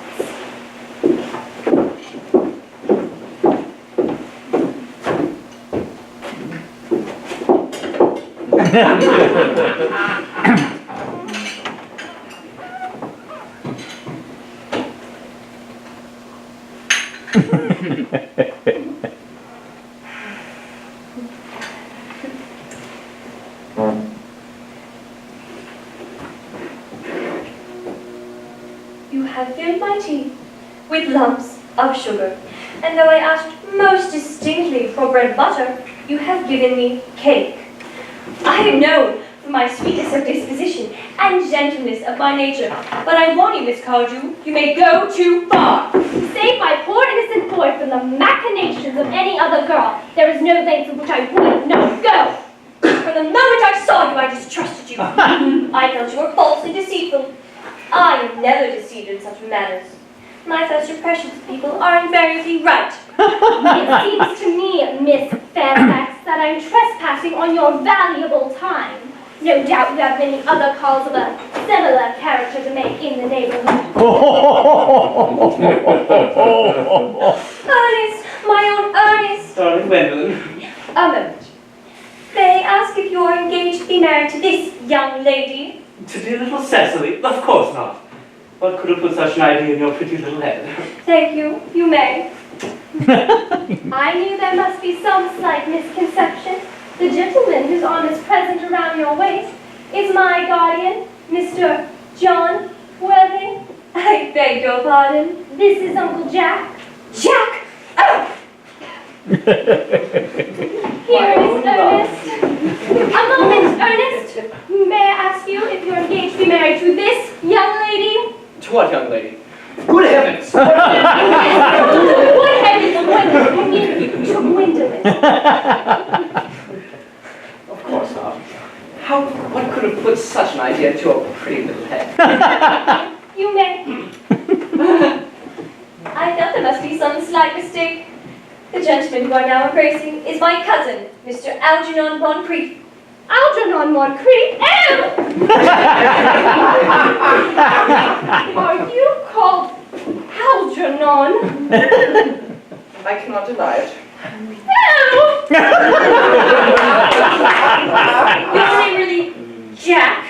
I could deny it if I liked. I could deny anything if I liked. But my name is Jack. Has been Jack for years. A gross deception has been practiced on us both. My poor wounded Cecily, my sweet wrongdoing. You will call me sister, will you not? There is one question I would like to be allowed to ask my guardian. An admirable idea. There's just one question I would like to be allowed to put to you, Mr. Worthing. Where is your brother Ernest? We are both engaged to be married to your brother Ernest, so it is of some importance to us to know where your brother Ernest is at present. Gwendolyn, Cecily, it is very painful for me to be forced to speak the truth. Indeed, it is the first time in my life I have ever been reduced to such a position. I'm quite inexperienced in doing anything of the kind. However, I may tell you quite frankly that I have no brother Ernest. I have no brother at all. I never had a brother in my life, and I certainly haven't the smallest intention of ever having one in the future. No brother at all? None. Not even of any kind? Never. Not even of any kind. I'm afraid, Cecily, it has become quite apparent that neither of us is engaged to be married to anyone. It is not a very pleasant position for a young lady to suddenly find herself in, is it? No. Let us go into the house. They will hardly dare to venture after us there. No, men are so cowardly, aren't they? Oh my goodness. Well, this ghastly state of things is what you call Bunburying, I suppose. Yes, and a perfectly wonderful Bunbury it is. The most wonderful Bunbury I have ever had in my life. You've no right whatsoever to Bunbury here. That is absurd. One has a right to Bunbury wherever anyone chooses. Every serious Bunburyist knows that. Serious Bunbury, good heavens! Well, one must be serious about something if one wants to have any amusement in life. I happen to be serious about Bunbury. What you are serious about, I haven't the remotest idea. About everything, I should suppose. With such an absolutely trivial nature. Well, the only small satisfaction I have in the whole of this wretched business is that your friend Bunbury is quite exploded. You won't be able to run down to the country quite so often as you used to, dear Algy.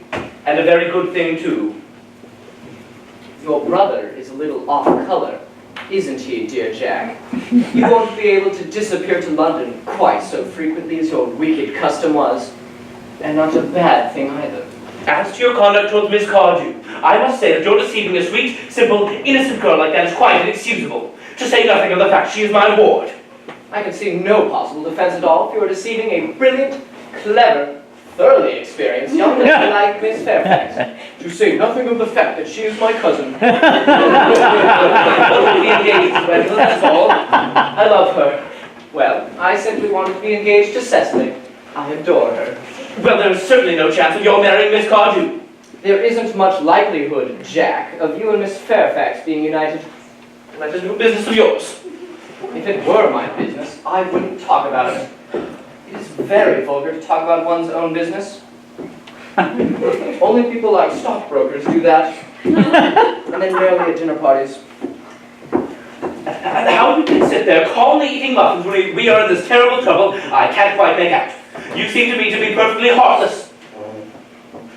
Well, I can't eat muffins in an agitated manner.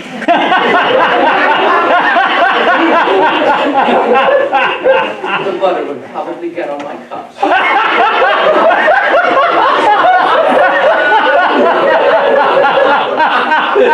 One should always eat muffins, quite calmly. It is the only way to eat them. I say it's perfectly heartless or eating muffins at all, under the circumstances. When I am in trouble, eating is the only thing that consoles me. Indeed, when I am in really great trouble, as anyone who knows me intimately will tell you, I refuse everything except food and drink. At the present moment, I'm eating muffins because I'm unhappy. Besides, I'm particularly fond of muffins. That is no reason why you should eat them all in that greedy way. Jack, I wish you wouldn't. I wish you would have tea cake instead. I don't like tea cake. I suppose a man may eat his own muffins in his own garden. But you have just said it was perfectly heartless to eat muffins. Well, I said it was perfectly heartless on you, under the circumstances. That's an entirely different thing. But the muffins are the same. Algy, I wish for goodness you would go. Can't possibly ask me to go without eating some dinner first. I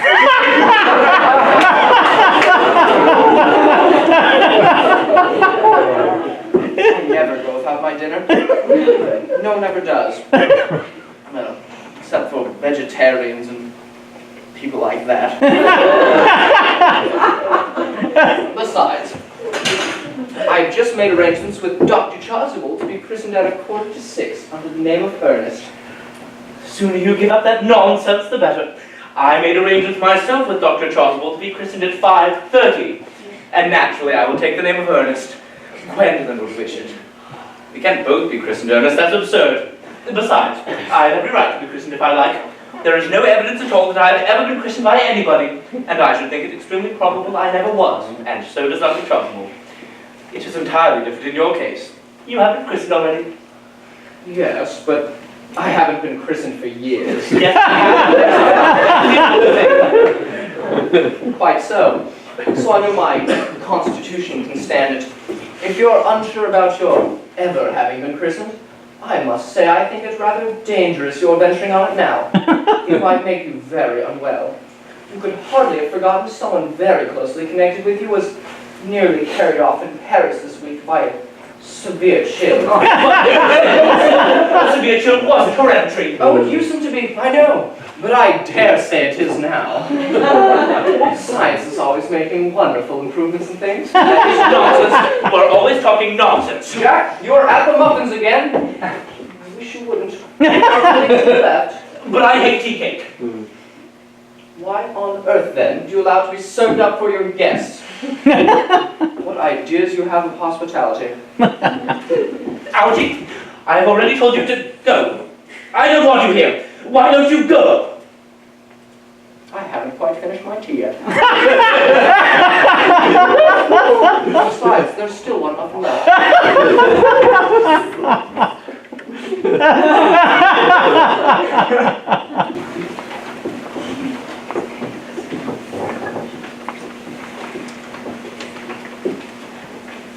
The fact that they do not follow us at once into the house, as anyone else would have done, seems to me to show that they have some sense of shame left.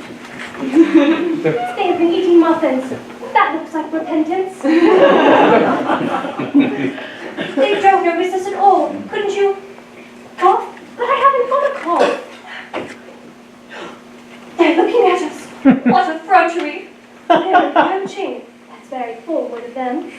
Let us maintain a dignified silence. Certainly, it's the only thing to do now.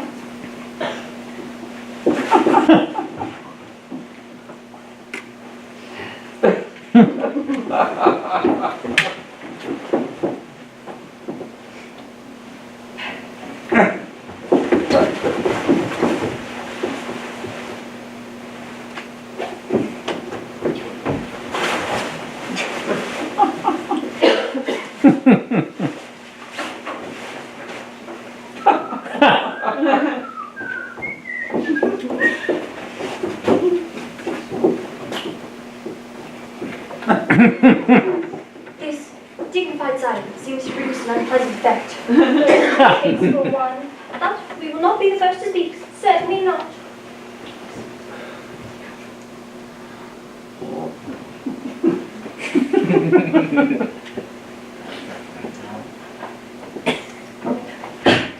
Mr. Worthing, I have something very particular to ask you. Much depends on your reply. Gwendolyn, your common sense is invaluable. Mr. Moncrief, kindly answer me the following question. Why did you pretend to be my guardian's brother? In order that I might have the opportunity of meeting you. This certainly seems a satisfactory explanation, does it not? Yes, dear, if you can believe him. I don't. But that doesn't affect the wonderful beauty of his answer. True. In matters of grave importance, style, not sincerity, is the vital thing.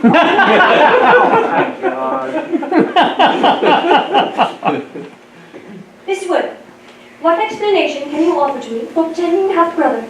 Was it so that you might come up to town to see me as often as possible? Can you doubt it, Miss Fairfax? I have the gravest doubts upon the subject. But I intend to crush them.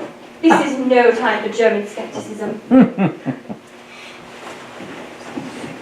Their explanations appear to be quite satisfactory, especially Mr. Worthing's. This seems to me to have the stuff of truth upon it. I am more than content with what Mr. Moncrief said. His voice alone inspires one with absolute credulity. So, you think we should forgive them? Yes. I mean no. True. I've forgotten. There are principles at stake that one cannot surrender. But which of us should be the one to tell them? The task is not a pleasant one. Could we not both speak at the same time? An admirable idea. I nearly always speak at the same time as other people. Cecily, will you take the time for me? Certainly. Your Christian names are still an insuperable barrier. That is all. Is that all? But we are going to be christened this afternoon. For my sake, are you willing to do this terrible thing? I am. To please me, are you ready to face this fearful ordeal? I am. How absurd to talk of the equality of the sexes. Where questions of self-sacrifice are concerned, men are infinitely beyond us. We are. Physical courage, of which we women know absolutely nothing. Darling! Darling. Oh, goodness. Lady Bracknell? Good heavens. Gwendolen, what does this mean? Merely that I am engaged to be married to Mr. Worthing, Mamma. Come here. Sit down. Sit down immediately. Hesitation of any kind is a sign of mental decay in the young and physical weakness in the old. Apprised, sir, of my daughter's sudden flight by her trusty maid, whose confidence I purchased by means of a small coin, I followed her at once by luggage train. Her unhappy father is, I am grateful to say, under the impression she is attending a more than usually lengthy lecture by the University Extension Scheme on the influence of a permanent income on thought. I do not propose to undeceive him. Indeed, I have never undeceived him on any point. I would consider it wrong. But you must see that all communication between yourself and my daughter must cease from this moment on. On this point, as indeed on all points, I am firm. I am engaged to be married to Gwendolen, Lady Bracknell. You are nothing of the kind, sir. And now, as regards my nephew Algernon. Algernon, Yes, Aunt Augusta? is it in this house that your invalid friend Mr. Bunbury resides? No. Bunbury is somewhere else at present. In fact, Bunbury is dead. Dead? When did Mr. Bunbury die? His death must have been extremely sudden. Oh, I killed Bunbury this afternoon. Poor Bunbury died this afternoon. What did he die of? Oh, Bunbury was quite exploded. Exploded? Was he the victim of a revolutionary outrage? I was not aware that Mr. Bunbury was interested in social legislation. If so, he was well punished for his morbidity. My dear Aunt Augusta, I mean, he was found out. The doctors found out that he could no longer live. So Bunbury died.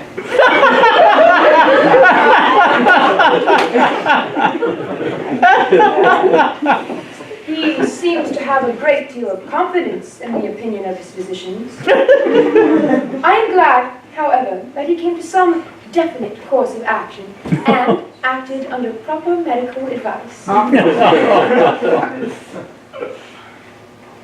And now that we finally have this Mr. Bunbury out of the way, may I ask Mr. Worthing, whose hand is that my nephew Algernon is now holding in what seems to me to be a particularly unnecessary manner? That young lady is Miss Cecily Cardew, my ward. I'm engaged to be married to Cecily, Aunt Hester. I beg your pardon. Mr. Moncrief and I are engaged to be married, Lady Bracknell.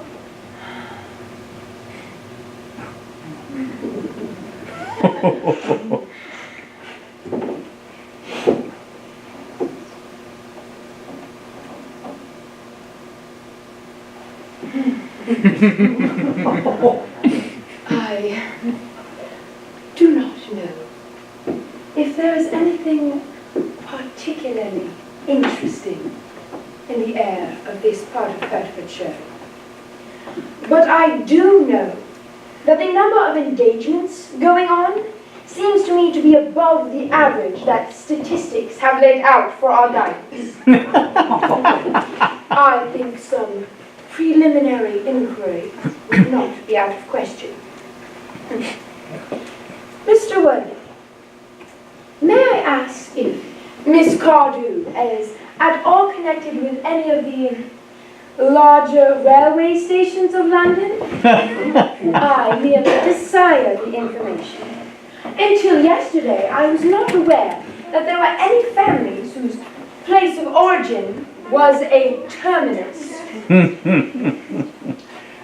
Cecily Cardew is the granddaughter of the late Sir Thomas Cardew, of 149 Belgrave Square, South-West, Gervase Park, Dorking, Surrey, and the Sporran, Thiefshire, North Britain. That sounds not unsatisfactory. 3 addresses always inspire confidence, even in tradesmen.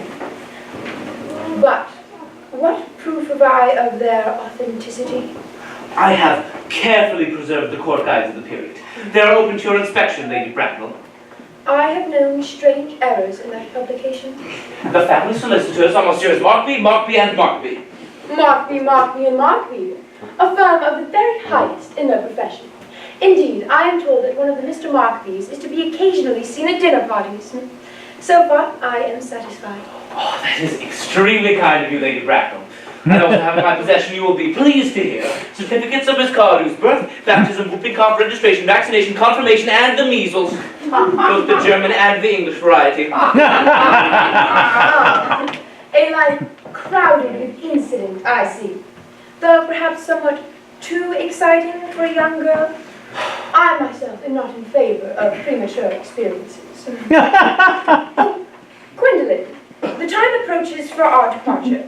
We have not a moment to lose. As a matter of form, Mr. Worthing, may I ask if Miss Cardew has any little fortune? Oh, only about £135,000 in the funds, that is all.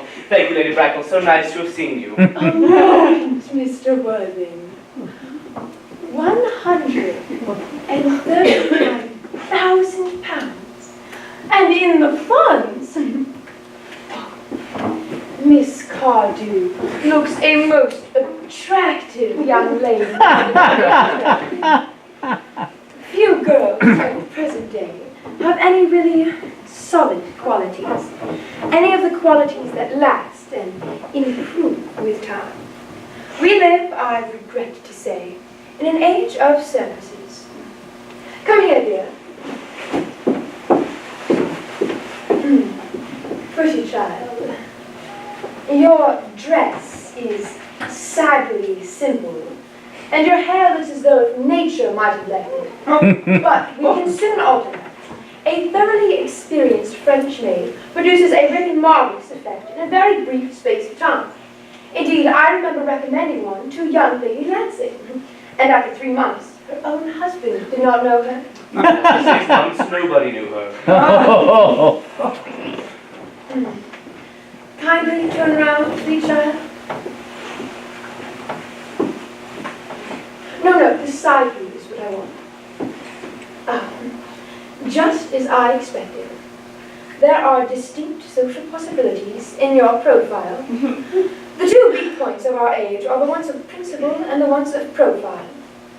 Chin a little higher, dear.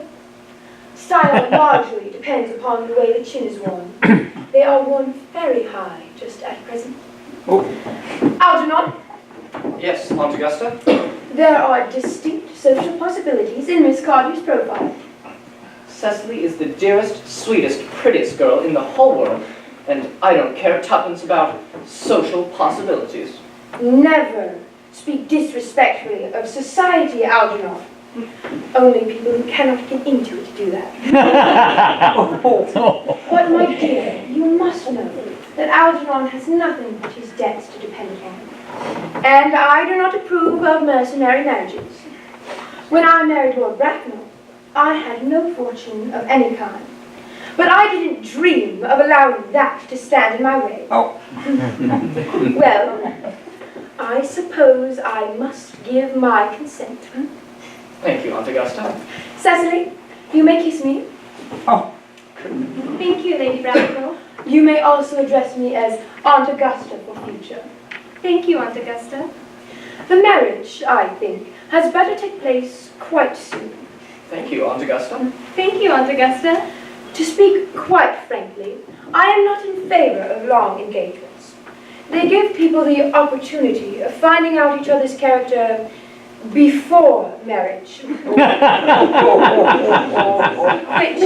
I think is never advisable. I beg your pardon for interrupting you, Lady Bracknell, but this engagement is quite out of the question. I am Miss Cardew's guardian, and she cannot marry without my consent until she comes of age. That consent I absolutely decline to give. Upon what grounds, may I ask? Algernon is an extremely, I almost say, ostentatiously eligible young gentleman. He has nothing, but he looks everything.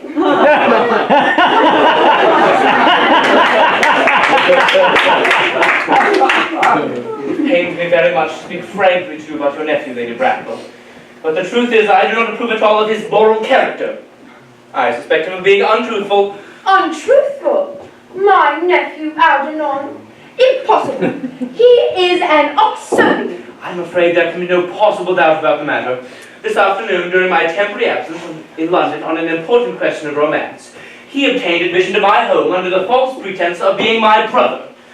Under an assumed name, he drank, I've just been informed by my butler, an entire pint bottle of my Perrier-Jouet 89 brut wine I was specially drinking myself.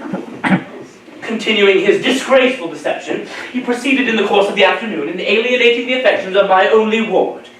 He subsequently stayed for tea, where he devoured every single mug. What makes his conduct all the more heartless is, he knows very well that I have no brother, that I have never had a brother, and that I don't intend on having a brother, not even of any kind. I distinctly told him so myself yesterday afternoon.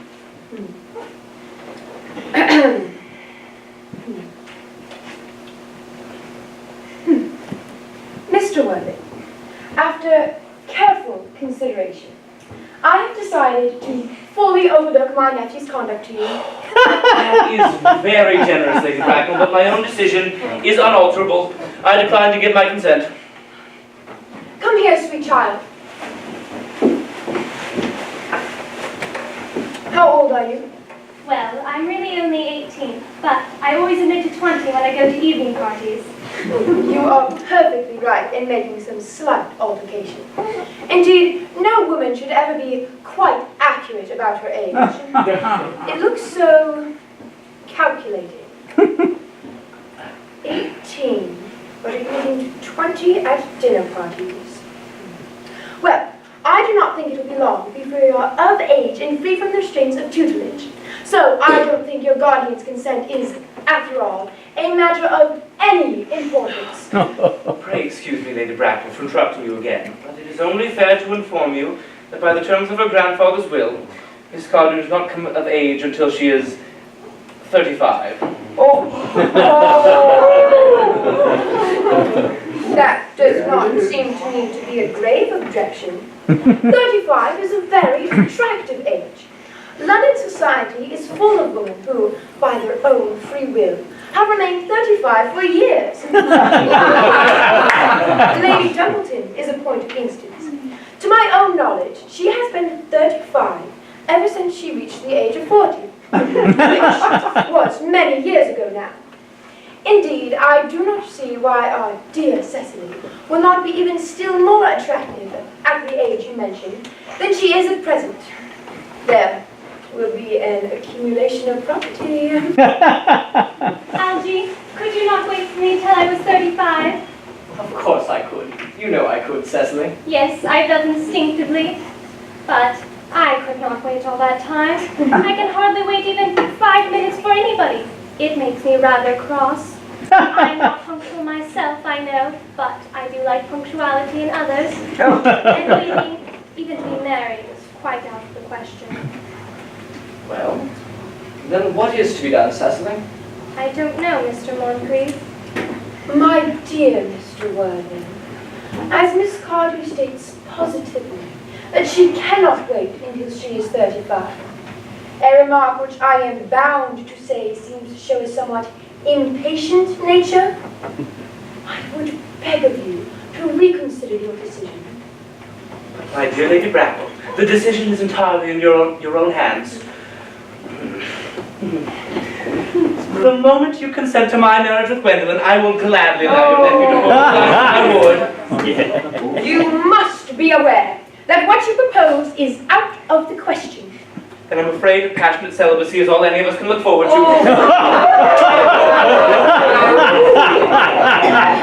That is not the destiny I have planned for Gwendolyn. Algernon, of course, can make up his own mind. Come, dear.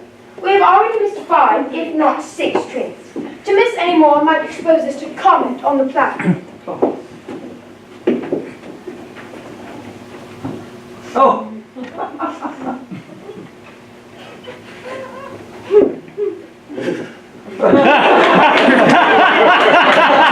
He's quite ready for the christenings. The christenings, sir? Is that not somewhat premature? Both these men have expressly desired for immediate baptism. At their age? The idea is grotesque and irreligious. Algernon, I forbid you to be baptized. Lord Bracknell would be highly displeased if he learned that that was the way in which you wasted your time and money. Am I to understand there to be no christenings at all this afternoon? I don't think that, as things are now, it would be of much practical value to either of us.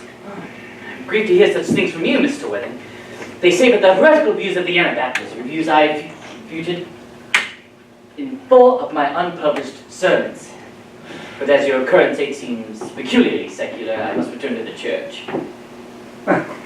Indeed, I've just been informed by the pew-winner that for the last hour and a half, Miss Prism has been waiting for me in the vestry. Miss Prism, did I hear you mention a Miss Prism?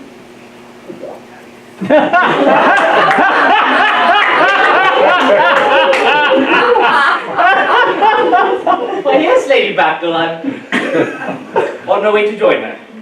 Pray, allow me to detain you for a moment. This may prove to be of vital importance to Lord Bracknell and myself. Is this Miss Prism a female of repellent aspect, remotely connected with education? Oh no, she's the most cultivated of ladies in the very picture of respectability. It is obviously the same person. May I ask what position she holds in your household? I am a celibate, madam. Miss Lady Bracknell has been for the last 3 years Miss Cardew's esteemed governess and valued companion. In spite of what I hear of her, I must see her at once. Let her be sent for. She approaches. She's not. Oh, you expected me in the vestry, dear Canon. I have been waiting for you there for 1 hour and 3/4. Prism! Come here, Prism. Prism, where is that baby? 28 years ago, Prism, you left Lord Bracknell's house, number 104, Upper Grosvenor Square, in charge of a perambulator that contained a baby of the male sex. You never returned. Through the investigations of the Metropolitan Police, the perambulator was discovered in a remote corner of Bayswater. It contained a 3-volume manuscript of more than usually revolting sentimentality, but the baby was not there. Prism, where is that baby? I admit with shame, Lady Bracknell, I do not know. I only wish I knew. The plain facts of the case are these. On the morning of the day you mentioned, a day that is forever branded in my memory, I prepared as usual to take the baby out in his perambulator. I had with me a somewhat old but capacious handbag, in which I intended to place a work of fiction I had written in my few unoccupied hours. In a moment of mental abstraction, for which I have never forgiven myself, I placed the manuscript in the bassinet and the baby in the handbag. But where did you deposit that handbag? Do not ask me, Mr. Worthing. Miss Prism, this is a matter of no small importance to me. I insist on knowing where you deposited the handbag that contained that infant. In one of the cloakrooms of the larger railway stations in London. What railway station? Victoria, the Brighton line. I must retire to my room for a moment. Gwendolyn, wait here for me. If you are not too long, I will wait for you here my whole life. What do you think this means, Lady Bracknell? I dare not even suspect Dr. Chasuble. I need hardly say that in families of high position, strange coincidences are not supposed to occur. They are hardly considered the thing. Uncle Jack seems strangely agitated. The guardian has a very emotional nature to him. The noise is extremely unpleasant. It sounds as if you were having an argument. I dislike arguments of any kind. They are always vulgar and often convincing. It has stopped now. I wish you would arrive at some conclusion. The suspense is terrible. I hope it will last. Is this the handbag, Miss Prism? Examine it carefully before you speak. The happiness of more than one life depends on your answer. It seems to be mine. Yes. Here is the injury it received through an upsetting of an omnibus on Gower Street. Younger and happier days. And here is the stain it received through an explosion of a temperance beverage, an incident that occurred in Leamington. And here on the lock are my initials. I forgot that in an extravagant mood I had them placed there. Yes, the bag is undoubtedly mine. I'm delighted to have it so unexpectedly returned to me. It has been a great inconvenience being without it all these years. Miss Prism, more is returned to you than that handbag. I was the baby you placed in it. You? Yes. Mother! Mr. Worthing! I am unmarried! Unmarried? I do not deny that is a serious blow. But, after all, who has the right to cast a stone against one who has suffered? Cannot repentance wipe out an act of folly? Why must there be one law for men and another for women? Mother, I forgive you. Mr. Worthing! There is some error. There is the lady who can tell you who you really are. Lady Bracknell, I hate to seem inquisitive. Could you kindly inform me who I am? I am afraid that the news I have to give you will not altogether please you.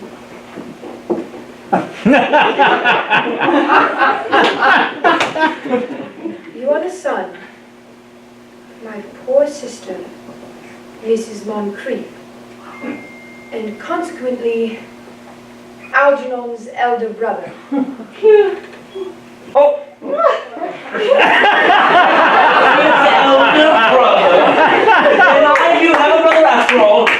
knew I had a brother. I always said I had a brother. Actually, how could you ever have doubted that I had a brother? Dr. Charlable, my unfortunate brother.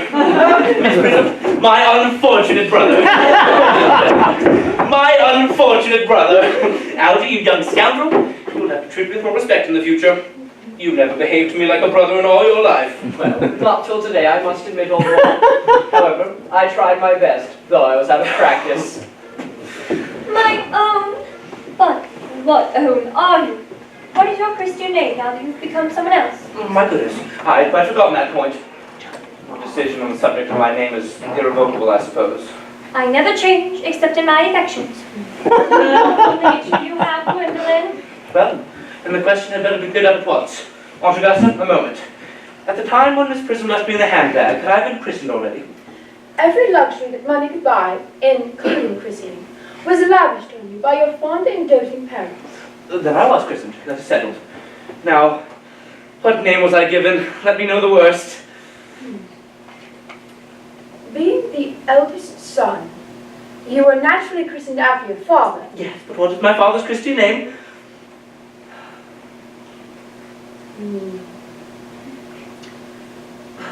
I cannot, at present moment, recall what the General's Christian name was. I have no doubt he had one, however. He was eccentric, I admit, but only in later years. And that was the result of the native climate and indigestion and marriage and things of that sort. Don't you remember what our father's Christian name was? My dear boy, we were hardly even on speaking terms. He died before I was a year old. His name would appear on the army list of the period, I suppose. The General was essentially a man of peace, except in his domestic life. But I have no doubt that his name would appear in any military directory. The army records of the last 40 years are here. These delightful volumes should have been my constant study. M. Generals. Malum. Maxbone. What ghastly names they have. Migsby. Mobbs. Moncrief. Lieutenant, 1840. Captain. Lieutenant Colonel. Colonel. General, 1860. Christian names. Ernest John. I always told you my name was Ernest, didn't I? Well, it is Ernest. I mean, it naturally is Ernest. Yes, I remember now that the General was called Ernest. I knew I had some particular reason for disliking the name. Ernest, my own Ernest. I felt from the first you could have no other name. Gwendolyn, it is a terrible thing for a man to find out quite suddenly that all his life he has been speaking nothing but the truth. Can you? I'm sure it will change. My own one. Leticia. Oh, Frederick, at last. Cecily, at last. Gwendolyn, at last. My nephew, you seem to be displaying signs of triviality. On the contrary, Aunt Augusta, I've just now realized for the first time in my life the vital importance of being earnest.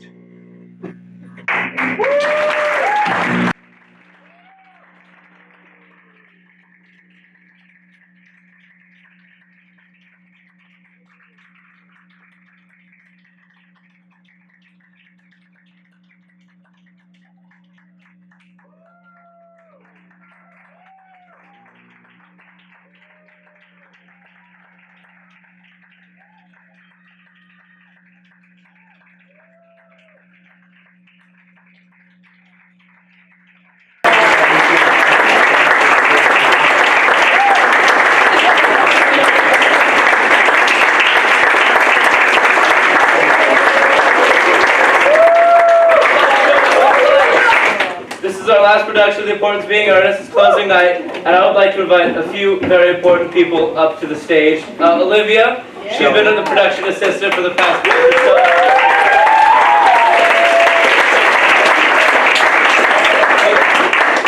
And also the person who has worked, significantly harder than the rest of us, Mrs. C.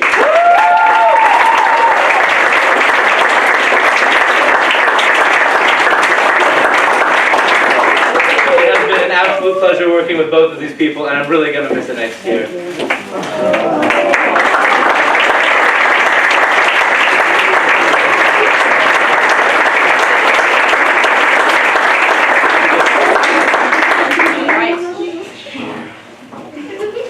There he